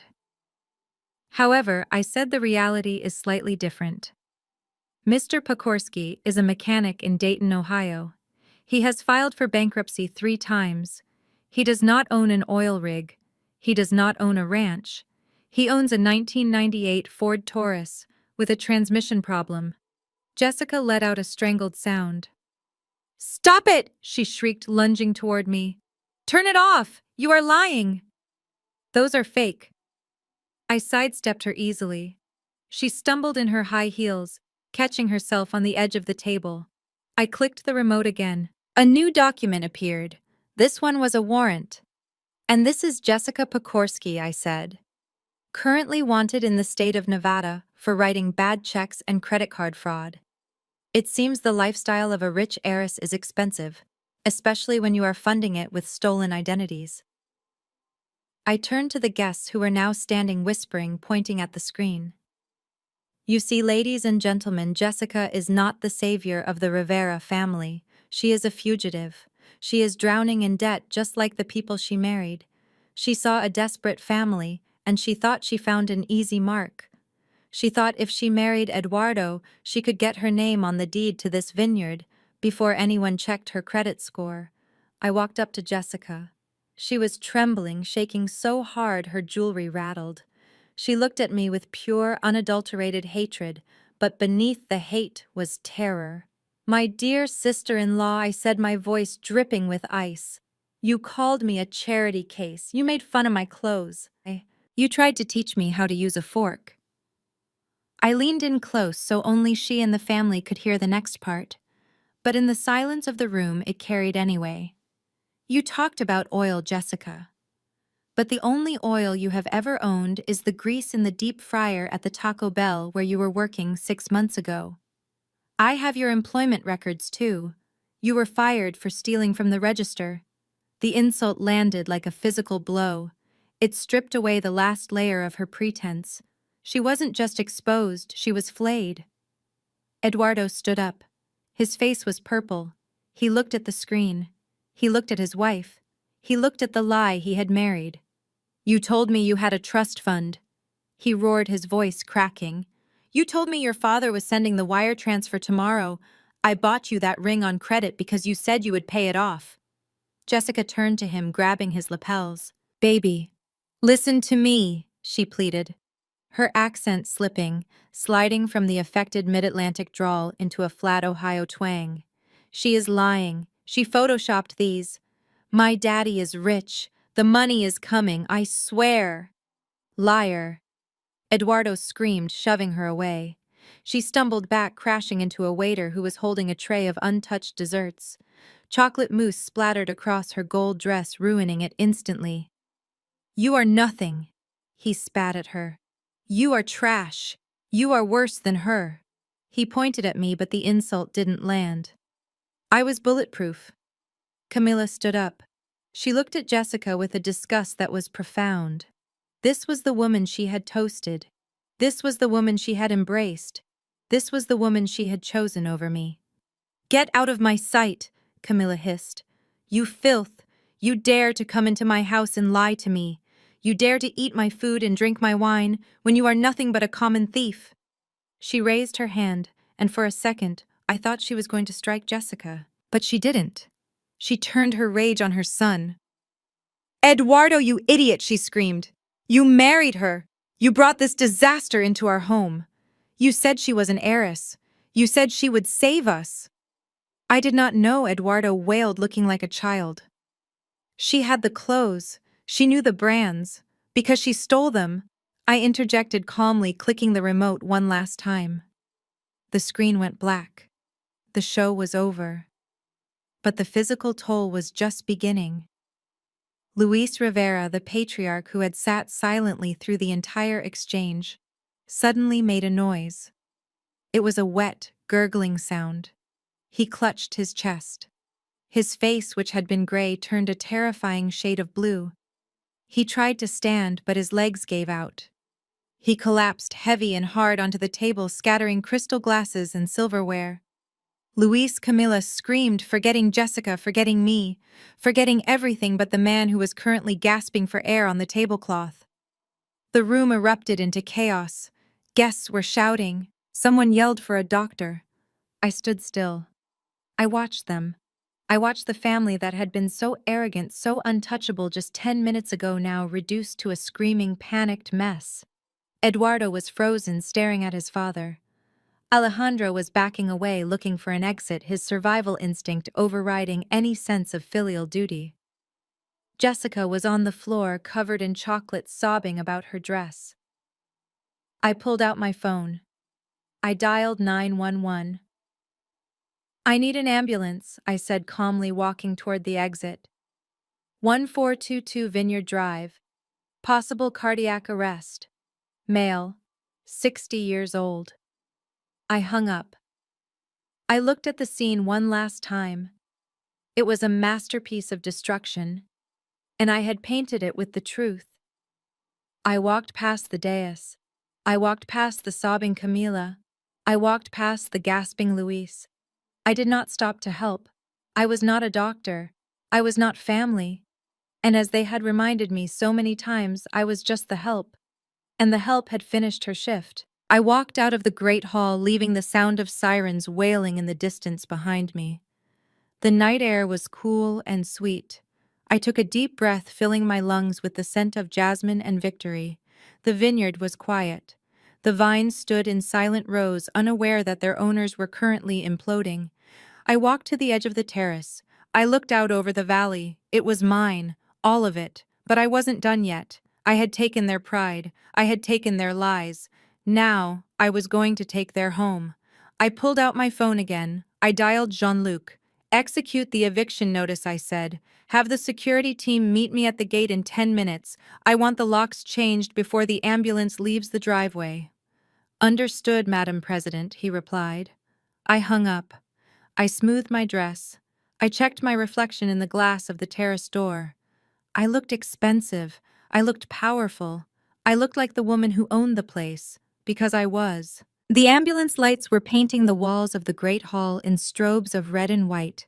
But the chaos inside the room had nothing to do with medical emergencies and everything to do with moral bankruptcy. Luis Rivera was being loaded onto a stretcher, his face covered by an oxygen mask, his chest rising and falling in shallow, terrified gasps. The paramedics were efficient moving him toward the double doors, but the party did not stop. It just mutated. Alejandro stood in the center of the room watching his father being wheeled away. For a moment I thought he might follow them. I thought he might show a flicker of humanity, a spark of concern for the man who had raised him. But he did not move toward the ambulance. He turned toward me. He looked at me, and he did not see a woman. He saw a lifeline. He saw the only person in the room who could stop the bleeding. He saw the checkbook he thought he could still manipulate. He ran a hand through his hair, ruining the perfect gelled style he had spent an hour on. He took a step toward me, his hands held up in a gesture of surrender that looked more like he was trying to ward off a blow. "Nia, baby, please listen to me," he shouted, his voice cracking. "You are getting this all wrong. You are overreacting. You do not understand Spanish culture. You do not understand how we talk." I stood perfectly still. I held my ground like a statue carved from obsidian. I watched him sweat.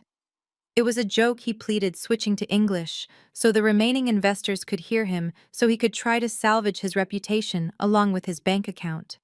I was joking with Eduardo. "It is just locker room talk. We say things we do not mean. It is just machismo. It is a game. I love you, Nia. You know I love you." He reached for me.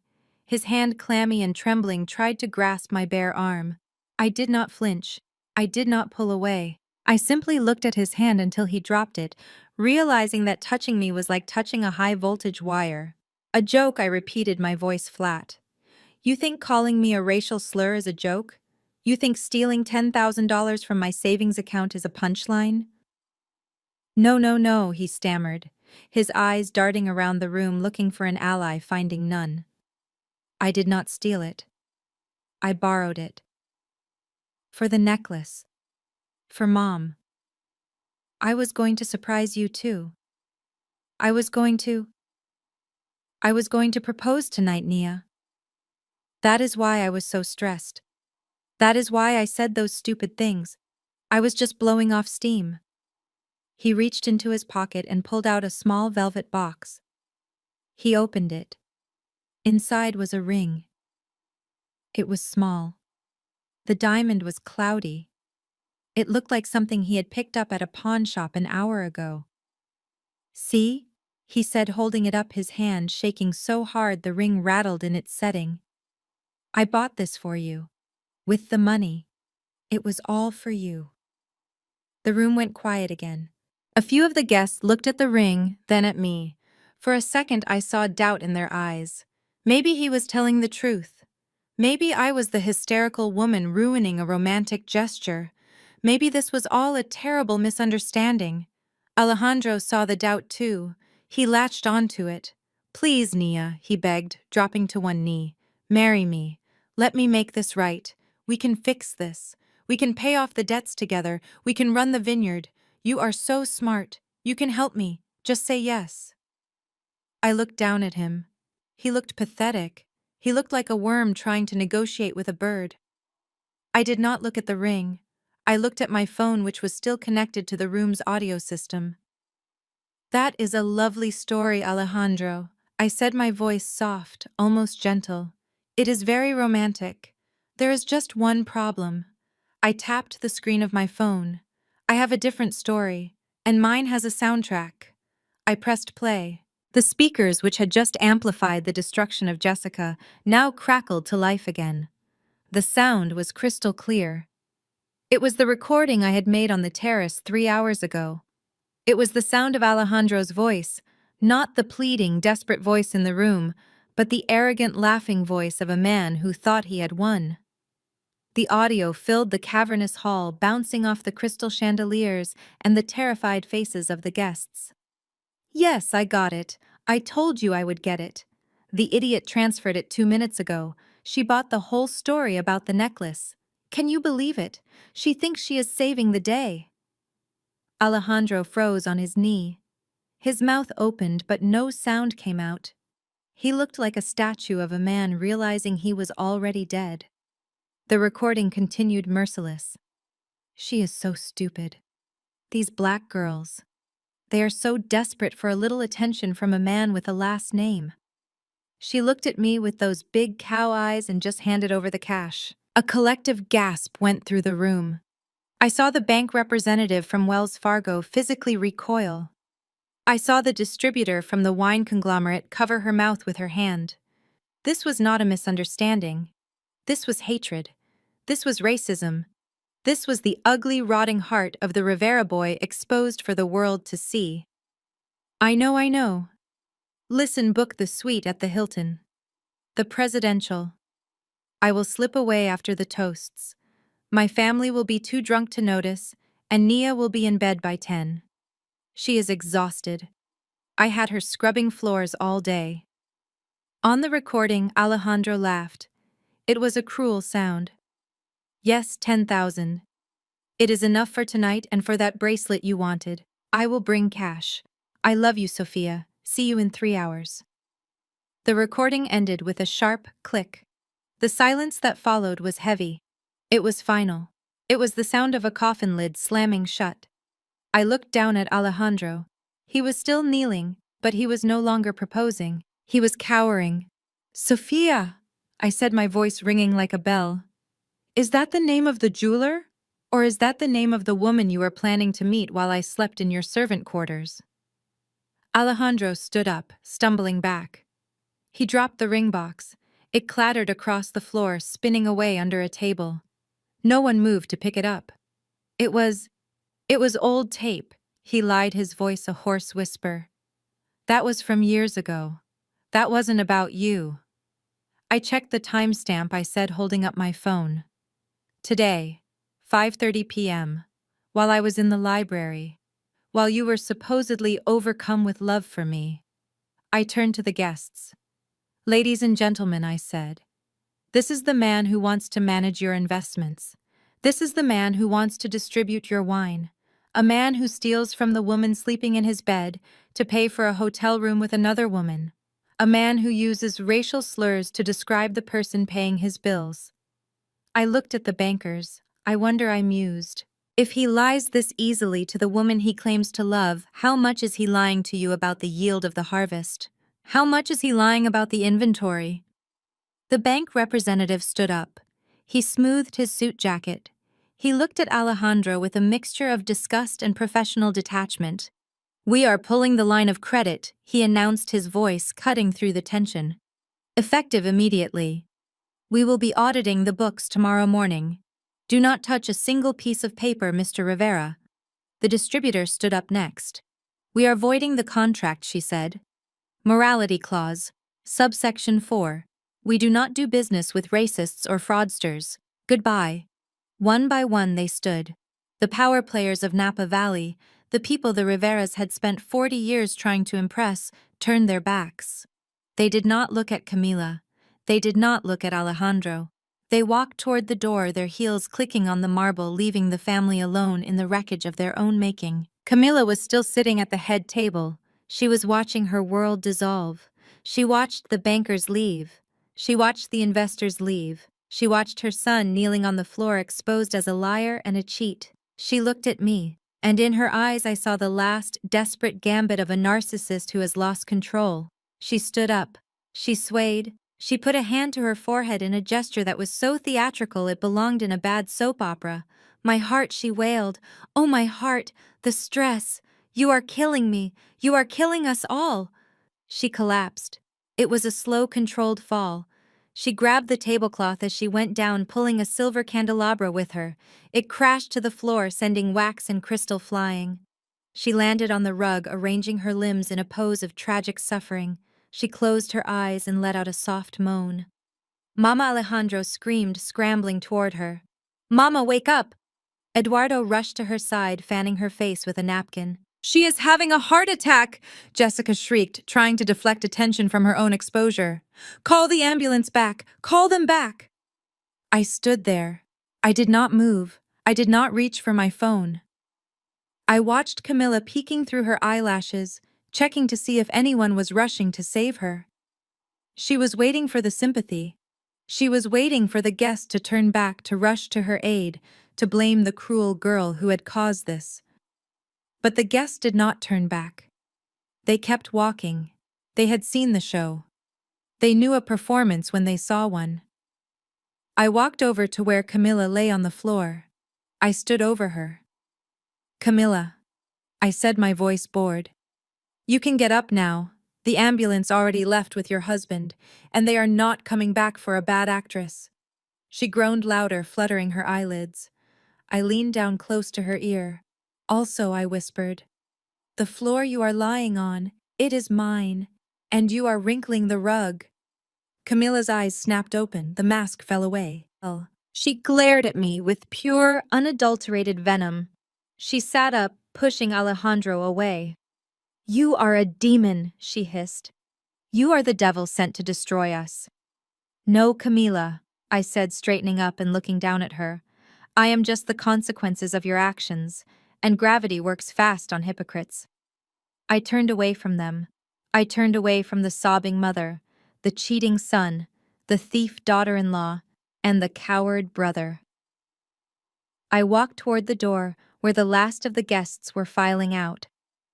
The party was over. The house was empty, and the check had finally cleared. The great hall was emptying out, the echo of the slamming doors serving as the applause I had never asked for.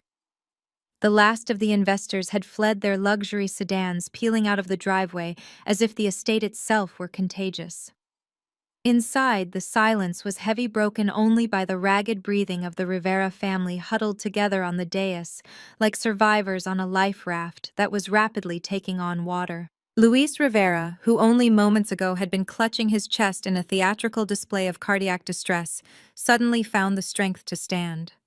The miracle of rage had cured him. He pushed himself up from the table, his face flushed not with health, but with the violent purple of a man who realizes he has lost control of his kingdom. He looked at the wreckage of his anniversary party. He looked at his sobbing wife, his humiliated sons, and the fraudster daughter-in-law cowering in the corner. Then he looked at me. I was sitting calmly at the VIP table, swirling the last sip of vintage champagne in my glass. I looked expensive. I looked unbothered. I looked like I belonged there more than he did. "You," Luis spat, his voice trembling with fury. "You poison. You come into my house. You eat my food. And you destroy my family." He pointed a shaking finger at the door. "Get out. Get out of my house right now. If you are not gone in 30 seconds, I am calling the police. I will have you arrested for trespassing. I will have you arrested for harassment. I will spend every last cent I have to make sure you rot in a cell." I set my glass down on the table. It made a soft, decisive click against the wood. "Every last cent?" I asked, raising an eyebrow. "Luis, be reasonable. You do not have any cents left. You spent them all on a party for people who just walked out on you." "Do not speak to me," he roared, slamming his hand on the table. "You are nothing. You are a street rat my son picked up. Get out now." He pulled his phone from his pocket, his fingers fumbling with the screen. "I am dialing the sheriff," he threatened. "He is a personal friend. He will drag you out by your hair." I watched him dial. I watched him hold the phone to his ear. I watched the realization dawn on his face as the call failed to connect. Service interruption, I asked helpfully. It happens when you do not pay the bill for 3 months. Or maybe I just had the tower signal jammed locally. Security precaution. He stared at his phone, then threw it onto the table. It slid across the linen and fell to the floor with a crack. Get out! He screamed, his voice raw. I stood up. I smoothed the silk of my gown. I picked up my clutch. You want me to leave? I asked. Yes. And you want the police involved? Yes. I nodded slowly. Okay, Luis. If you insist on involving the authorities, we can certainly do that. But before you throw me out, there is someone you need to meet. I pulled out my phone. I did not dial. I simply pressed a single button on the screen. It was a pre-programmed signal, a digital key turning in a lock. Come in, I said into the silence of the room. For 3 seconds, nothing happened. The Riveras looked around confused. Alejandro wiped his nose, looking at the door with dread. Camila stopped sobbing to listen. Then the heavy oak double doors at the entrance of the great hall swung open. They did not creak. They did not hesitate. They opened with the smooth, heavy precision of a bank vault. Through them walked a phalanx. There were 6 of them, men and women in black suits so sharp they could cut glass. They carried leather briefcases. They wore earpieces. They moved with the synchronized, predatory grace of a pack of wolves that had just cornered a wounded deer. At the head of the pack was Jean-Luc, my chief legal officer, a man who smiled only when he was about to destroy a hostile takeover target. He was smiling now. He walked straight to my table, ignoring the Riveras completely. He placed a thick stack of files on the table next to my champagne glass. He bowed his head slightly. Madam President, Jean-Luc said, his French accent thick and dangerous.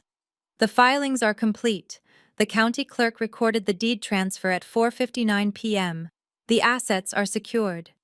Thank you, Jean-Luc, I said. Louis stumbled down the steps of the dais. Who are you? He demanded, his voice losing its boom, replaced by the high-pitched whine of fear. Who are these people? You cannot just walk in here. This is private property. Jean-Luc turned to him. He adjusted his glasses. He looked at Luis the way an exterminator looks at a particularly stubborn termite. Mr. Luis Rivera. Jean-Luc said, his voice calm and terrifyingly polite. My name is Jean-Luc Dubois. I am the General Counsel for Apex Global Holdings. Apex Global, Alejandro whispered. He looked at his father. Papa, that is the firm, the investors, the ones we were trying to court. Luis looked confused. Yes. We sent them a proposal. We are waiting to hear back. Why are you here? Are you here to invest? Jean-Luc laughed. It was a dry, humorless sound. Invest? No, Mr. Rivera. We do not invest in sinking ships. We salvage them. He picked up the top file from the stack and opened it. As of this morning, Apex Global has acquired the entirety of your debt portfolio. We purchased the mortgage on this estate from the bank, which had already flagged it for foreclosure due to 12 months of missed payments. We purchased the business loans attached to the vineyard operations. We even purchased the high-interest predatory loan you took out yesterday to pay for the catering of this event. He gestured around the room with disdain. Luis shook his head.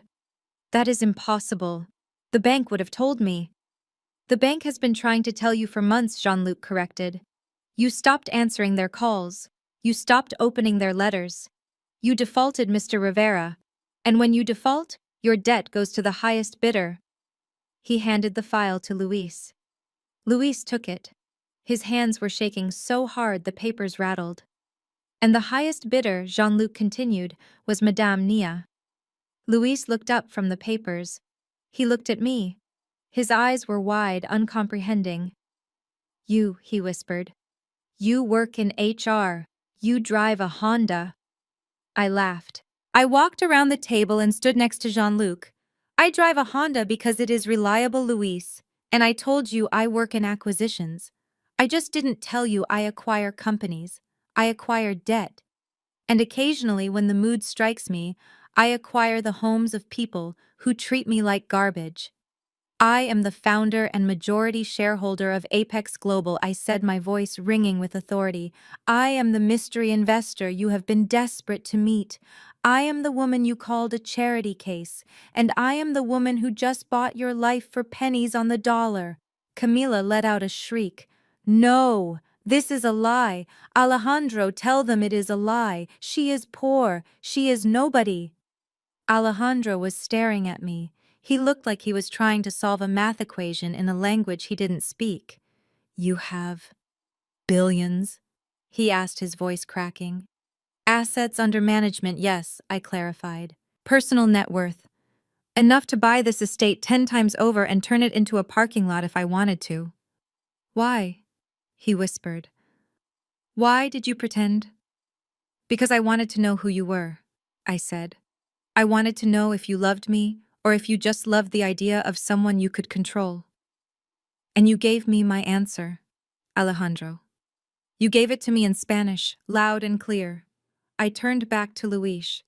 Jean-Luc, please explain the terms of the acquisition to Mr. Rivera. Certainly, Jean-Luc said. He pulled out another document. Because the debt exceeds the value of the assets, and because you personally guaranteed the loans with the estate as collateral, we have exercised our right to immediate foreclosure. The deed has been transferred. The title is now in the name of Apex Global. He paused for effect. This means, Mr. Rivera, that this house is no longer yours. The vineyard is no longer yours. The furniture is no longer yours. He pointed through the open doors to the driveway where Luis's prized vintage Rolls-Royce was parked.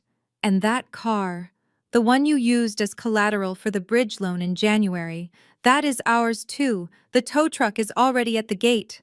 Luis dropped the file. It hit the floor with a heavy thud. You cannot do this, he gasped.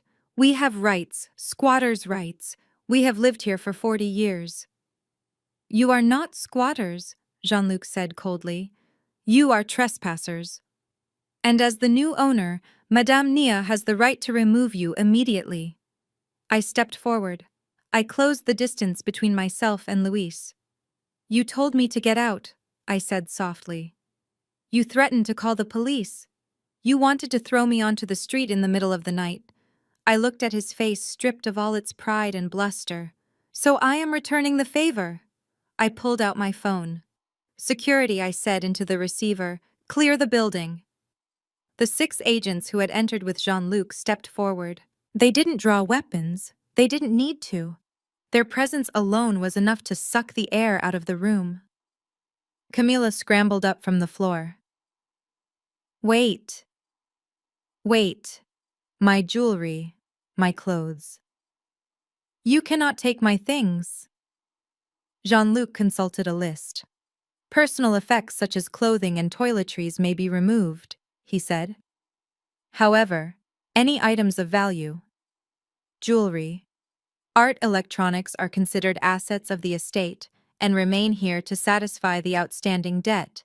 The diamond necklace you are wearing, Mrs. Rivera, I believe that was purchased with company funds in 2018. It stays. Camila clutched her throat. You are stealing from me. We are repossessing, Jean-Luc corrected. There is a difference. Take it off, I said. Camila looked at me. She looked at the security guards. With trembling fingers, she unclasped the necklace. She dropped it into Jean-Luc's outstretched hand.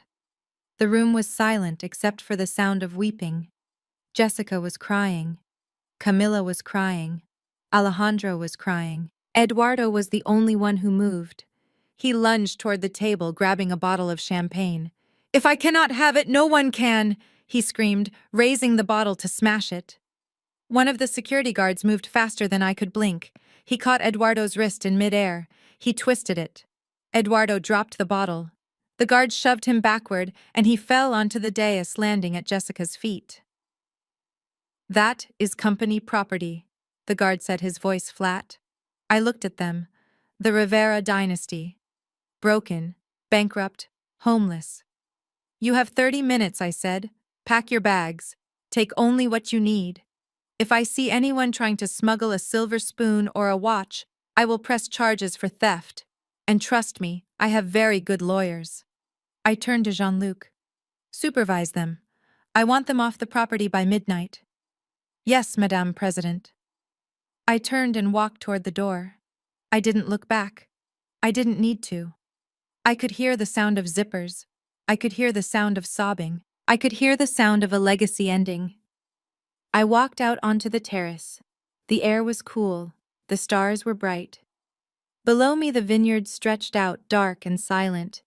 It was a mess. It was overgrown. It was diseased. But it was mine. And tomorrow I would start the replanting. I would tear out the rot.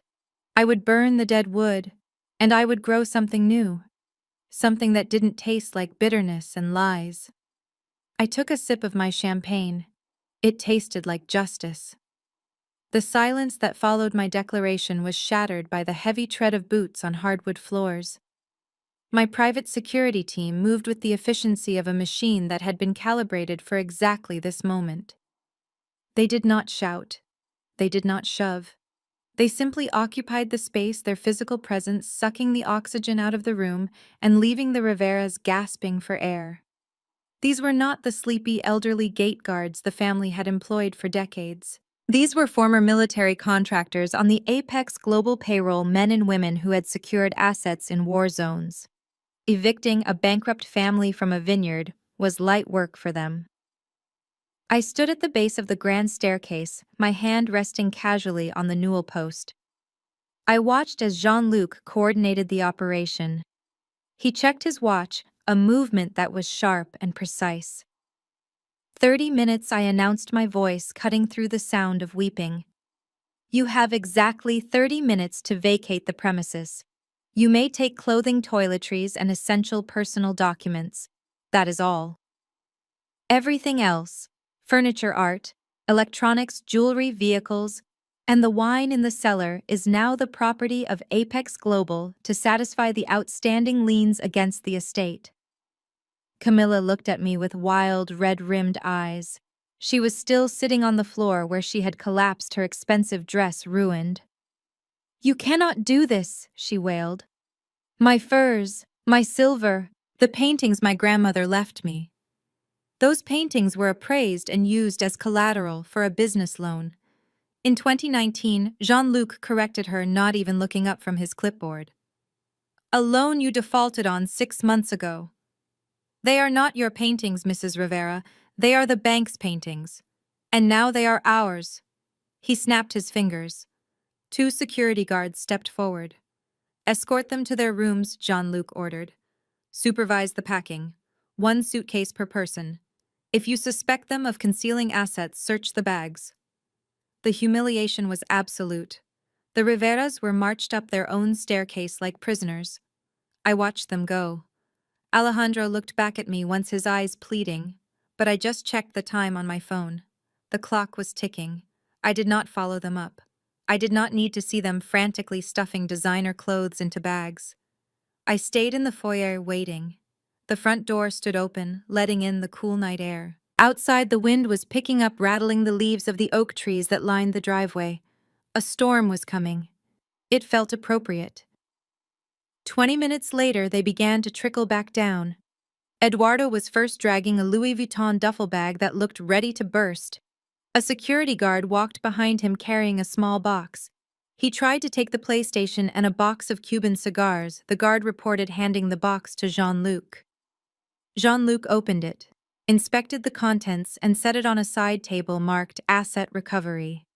No electronics, Jean-Luc said calmly. And the cigars are inventory. Put them back. Eduardo threw his bag down. This is theft, he screamed. I bought that console with my own money. Money you borrowed from the company accounts I noted from my spot by the stairs, which means you bought it with my money. Goodbye, Eduardo. Wait outside. He glared at me, impotent rage trembling in his hands, before storming out the front door. Alejandro came next. He was carrying 2 suitcases. He looked defeated. He had stripped off his tuxedo jacket and loosened his tie.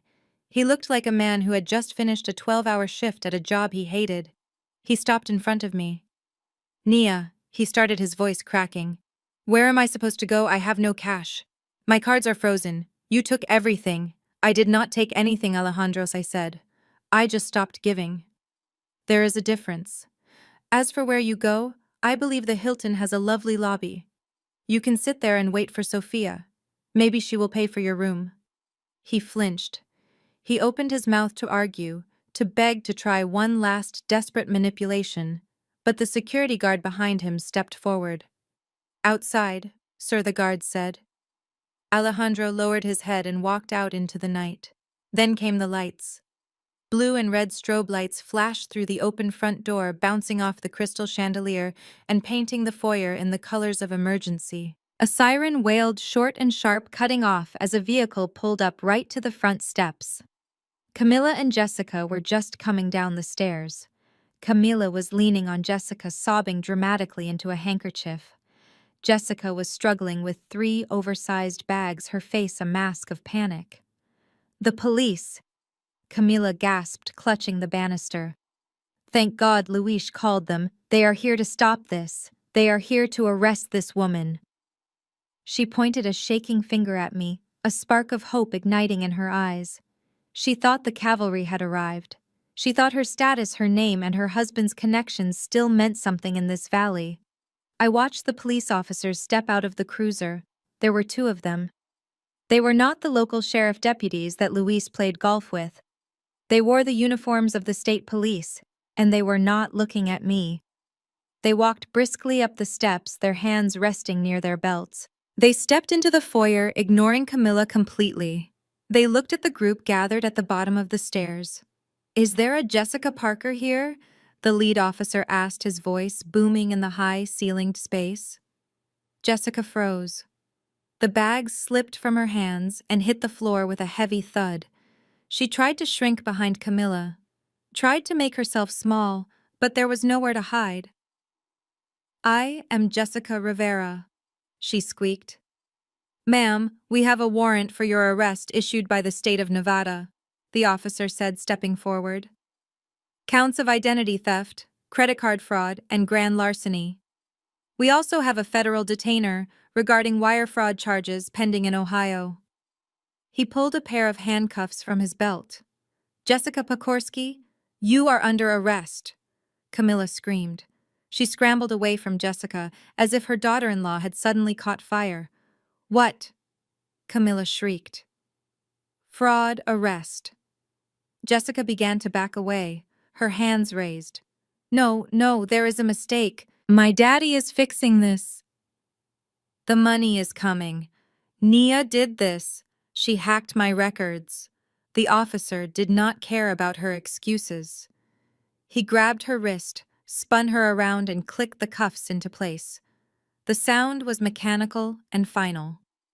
You have the right to remain silent, he recited, marching her toward the door. Jessica struggled, her heels skidding on the marble. Eduardo, she screamed toward the open door. Eduardo, help me. Call Daddy. Call someone. Eduardo was standing on the porch. He watched his wife being dragged out in handcuffs.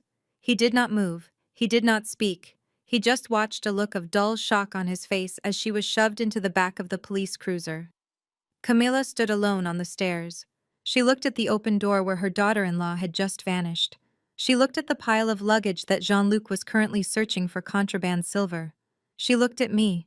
The reality of her situation finally crashed down on her. There was no savior coming. There was no oil money. There was no prestige left to protect. There was only the cold, hard fact that she was homeless, her husband was in the hospital, and her son was a fraud. And the only person with any power in the room was the woman she had treated like a servant for 48 hours. She walked down the last few steps. Her legs were shaky. She looked old. The bright red dress that had seemed so aggressive earlier now just looked garish and sad. She approached me. She did not stand tall. She did not sneer. Slowly, painfully, Camila Rivera sank to her knees. It was not a theatrical faint like in the dining room. This was genuine surrender.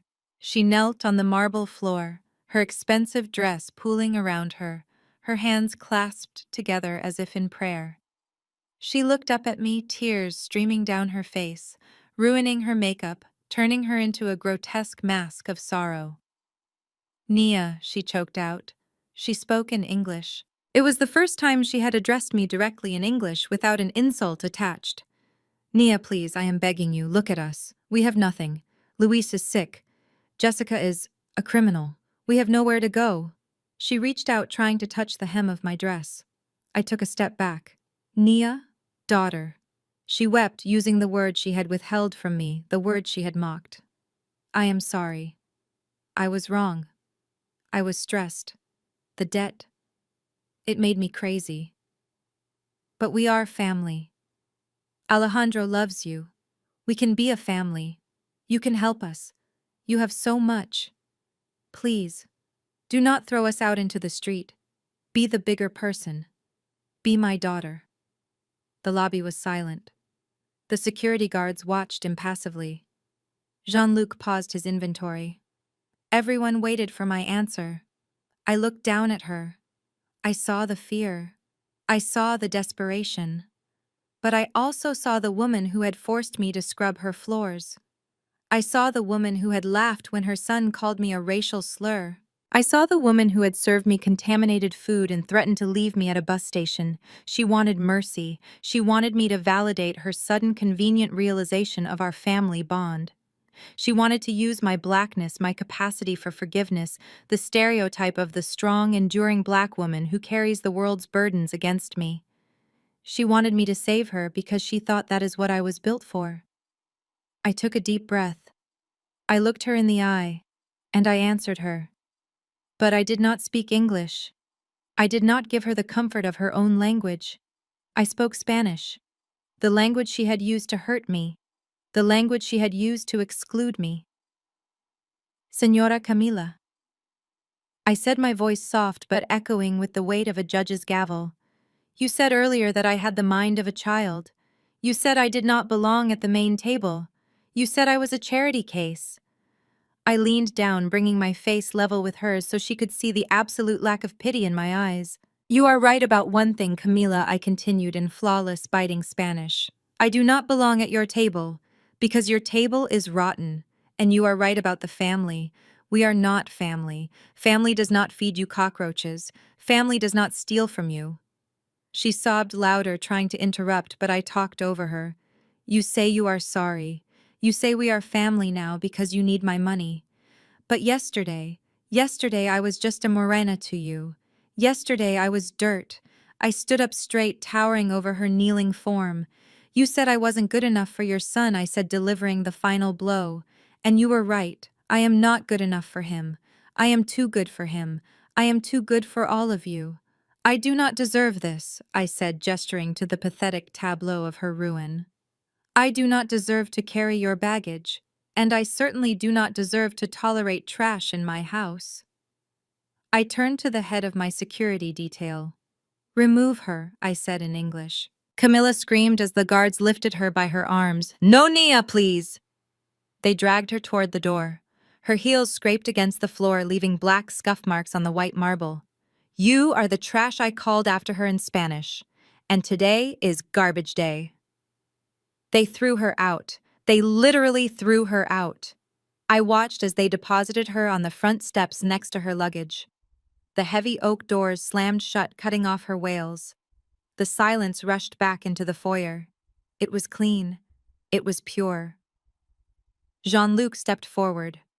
The house is clear, Madame President. The locks are being changed now. The perimeter is secure. Thank you, Jean-Luc, I said. I looked around the empty hall. It was just a house. It was just wood and stone and glass. It wasn't a dynasty. It wasn't a legacy. It was just an asset. And now it was a clean slate. I walked to the door and looked out through the peephole. I could see them huddled in the driveway. The wind was whipping their clothes. The rain had started to fall, a cold, miserable drizzle that soaked them to the bone. Eduardo was yelling at the closed gate. Alejandro was sitting on his suitcase, his head in his hands. Camilla was staring at the house, looking like a ghost who had just been exorcised. I locked the deadbolt. I turned off the foyer lights. I walked back toward the kitchen. I was hungry. And this time I was going to cook for myself. And I was going to use the good saffron. The rain had turned the driveway into a river of mud and misery. I sat in the back of the armored SUV Jean-Luc had summoned for me, watching the windshield wipers slice through the downpour. The interior was warm, smelling of leather and safety, a stark contrast to the cold, wet reality waiting just beyond the tinted glass. We were creeping toward the main gates, the heavy iron barriers that now marked the line between my property and the rest of the world. Through the rain-slicked window I saw them. The Rivera family huddled under the branches of an old oak tree just outside the gate, their luggage piled around them like sandbags against a flood. Camilla was sitting on a suitcase, a plastic bag over her hair, weeping into her hands. Eduardo was pacing, shouting into a phone that I knew wasn't connecting. And Alejandro. Alejandro was standing in the middle of the road, staring at the house. He looked like a drowned rat. His tuxedo shirt was plastered to his skin, translucent and sad. His hair, usually so perfect, was plastered to his skull.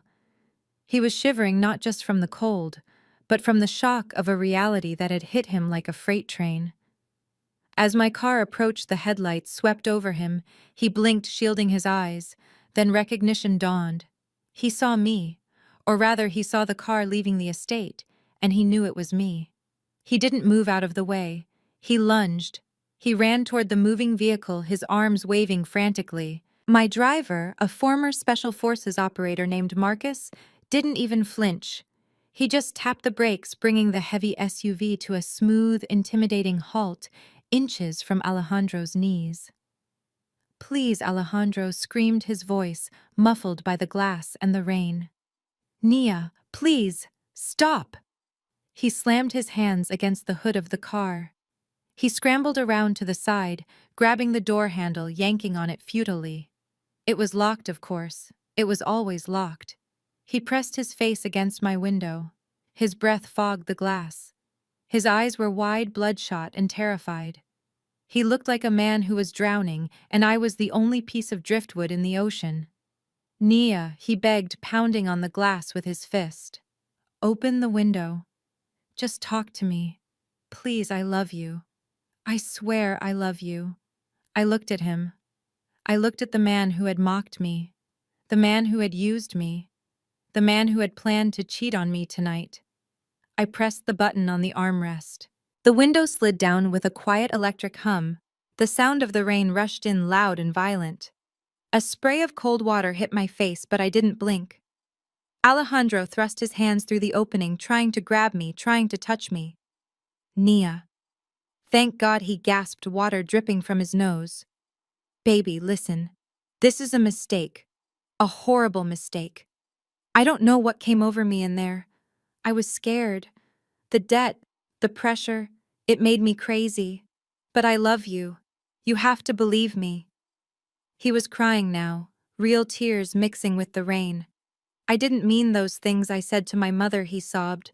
I was just trying to impress her.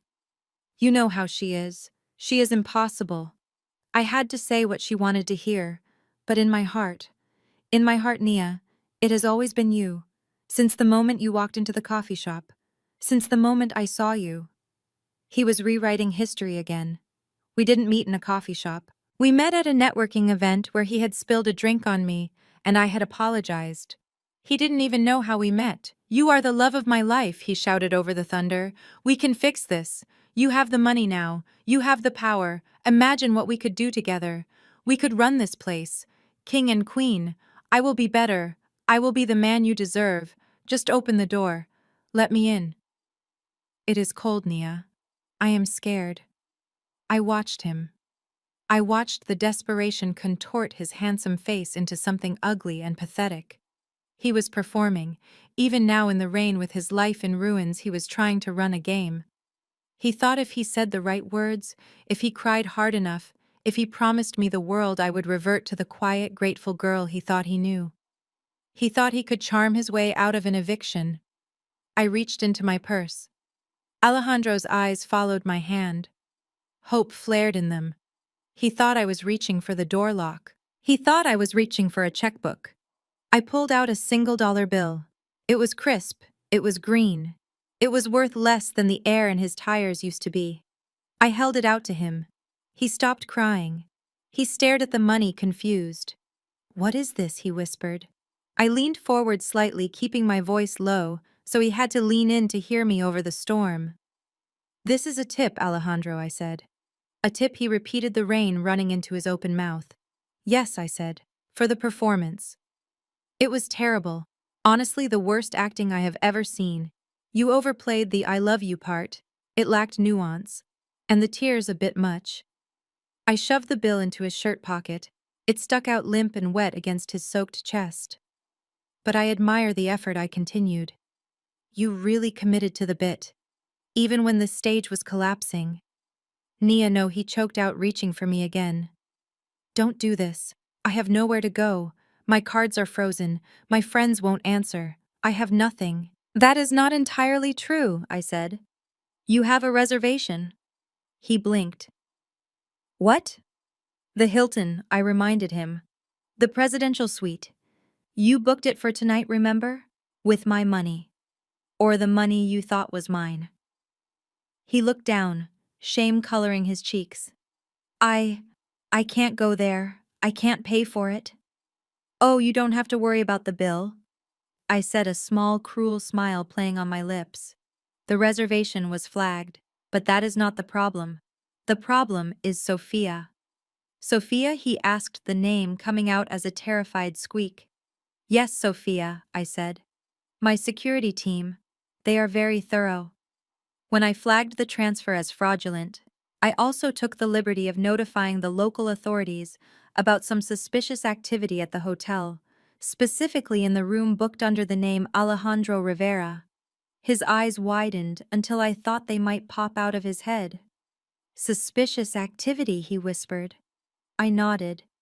"It seems Sophia was tired of waiting for you. And when the police arrived to investigate the credit card fraud, well, let's just say they found more than just a maxed-out Visa in her purse. They found a significant amount of controlled substances. And since the room is in your name," I let the sentence hang there, heavy and suffocating. "She is at the county jail right now, Alejandro," I said. "And she is very, very eager to talk to you.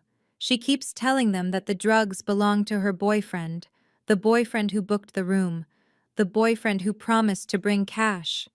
Alejandro grabbed the window frame. His knuckles were white. You set me up," he gasped. "I didn't set you up," I said coldly. "I just turned on the lights. You are the one who filled the room with roaches." I looked at my driver. Marcus caught my eye in the rearview mirror. He nodded. "Nia, wait!" Alejandro screamed, realizing the window was starting to go up. "Wait! You can't leave me here. The police will come for me." I looked at him one last time through the narrowing gap. "Then you better start running, Alejandro," I said. "I hear the cardio is good for stress." The window sealed shut with a soft thud, cutting off his voice. "Drive," I said to Marcus. The SUV accelerated. I didn't look back, but I could hear him. Even through the soundproof glass, even through the roar of the engine and the pounding rain, I could hear him.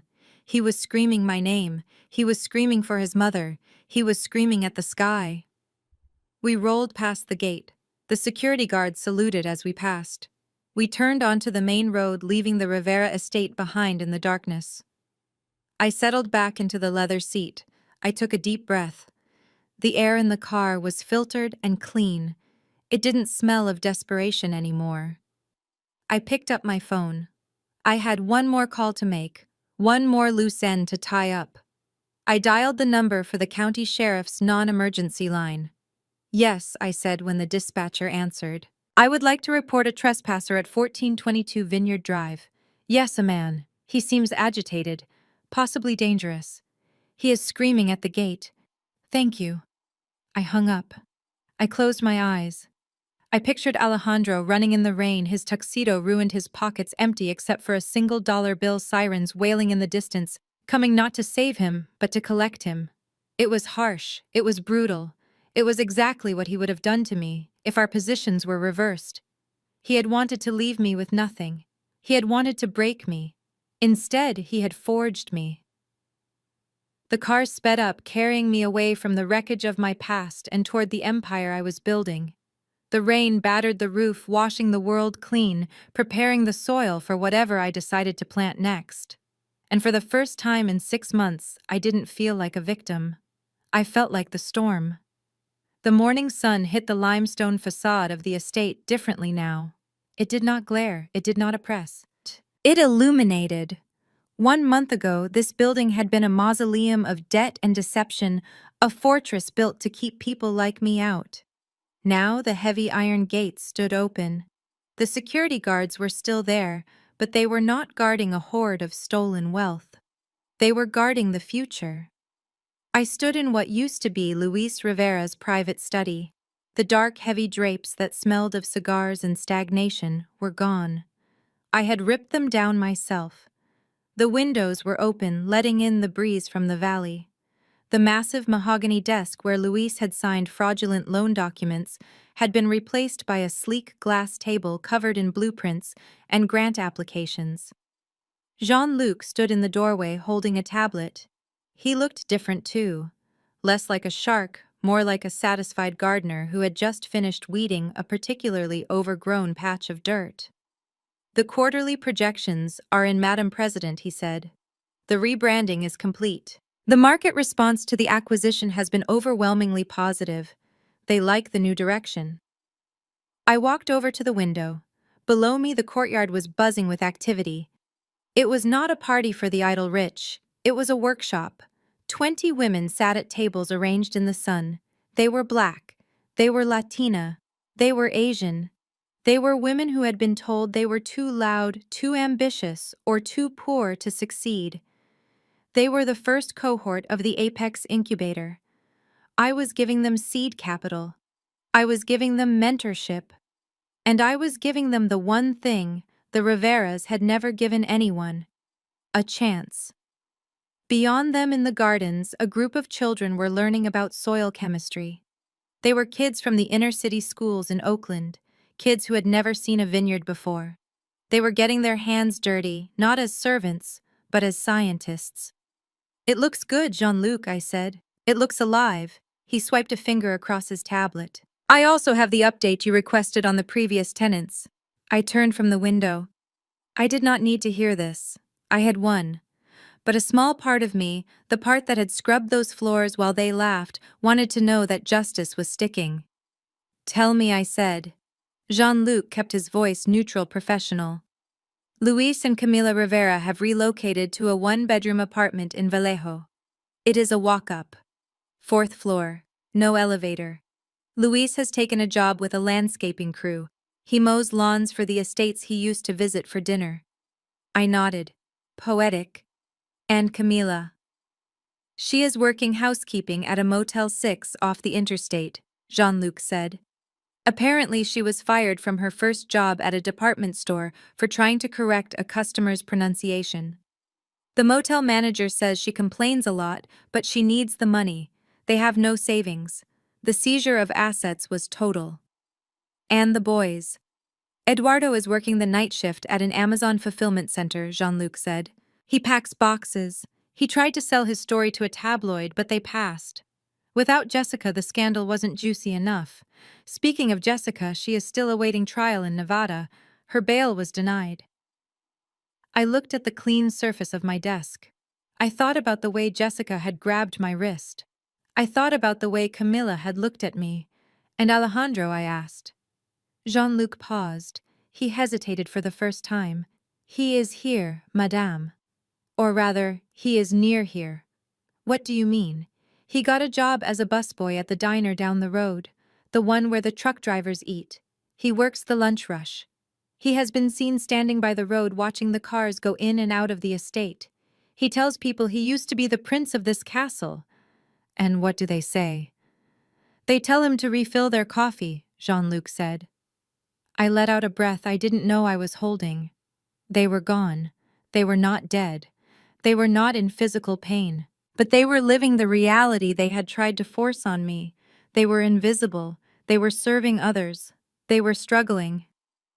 Send a bonus to the landscaping crew Luis works for, I said. An anonymous tip. $500. Jean-Luc raised an eyebrow. Merci, madame. No, I said. Reality. I want him to know what it feels like to need a handout. I want him to stare at that money and know he didn't earn it. It will hurt his pride more than starvation ever could. Jean-Luc smiled, a terrifying expression. Very well. He left the room, closing the door softly. I walked out onto the balcony.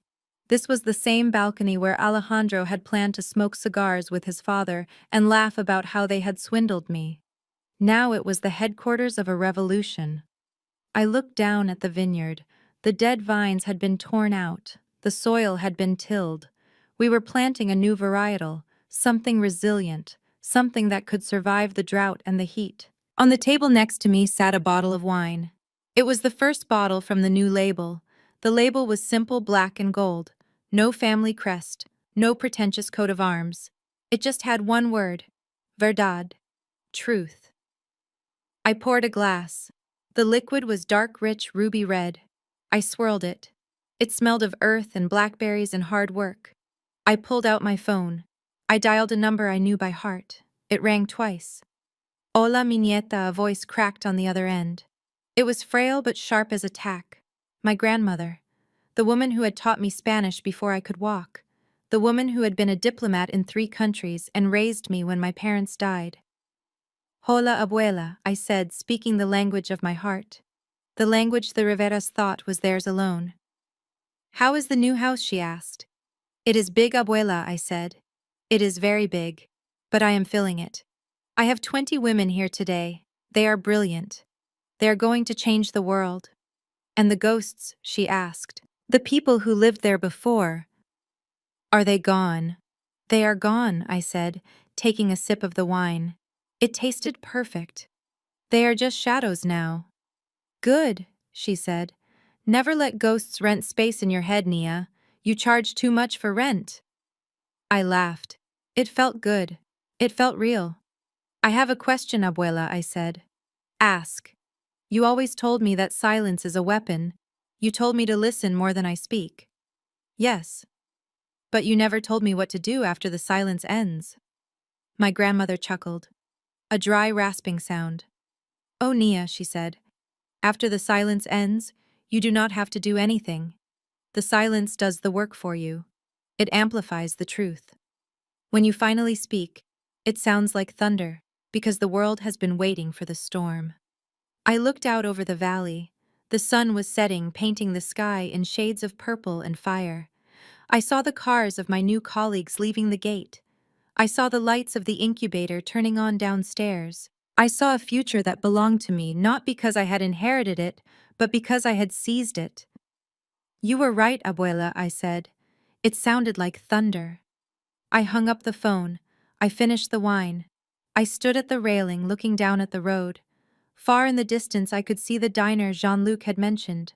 I could imagine Alejandro there wiping tables, his hands smelling of grease, his dreams shrinking down to the size of a tip jar. He had wanted a maid. He had wanted a fool. He had wanted a silent partner. He had gotten exactly what he asked for. He just didn't realize that the silence wasn't submission, it was a countdown. I turned my back on the road. I turned my back on the Riveras. I walked back into my office where the blueprints were waiting. My name is Nia. I am the president of Apex Global. I speak 4 languages, and I am done listening. Now it is time to build. Nia's journey teaches us that silence is never submission. It is a strategic weapon. While the Riveras focused on performative wealth and cruelty, Nia possessed the ultimate power, ownership, and unshakable self-worth. She proved that dignity isn't about demanding respect from those incapable of giving it, but about knowing your value even when others try to diminish it. When people reveal their true colors because they believe you are powerless, let them. True strength lies in the patience to wait for the right moment to speak, ensuring that when you finally do, your actions thunder far louder than their empty words. If you believe in the power of silent strength and justice served, cold, hit like, and subscribe for more stories of triumph.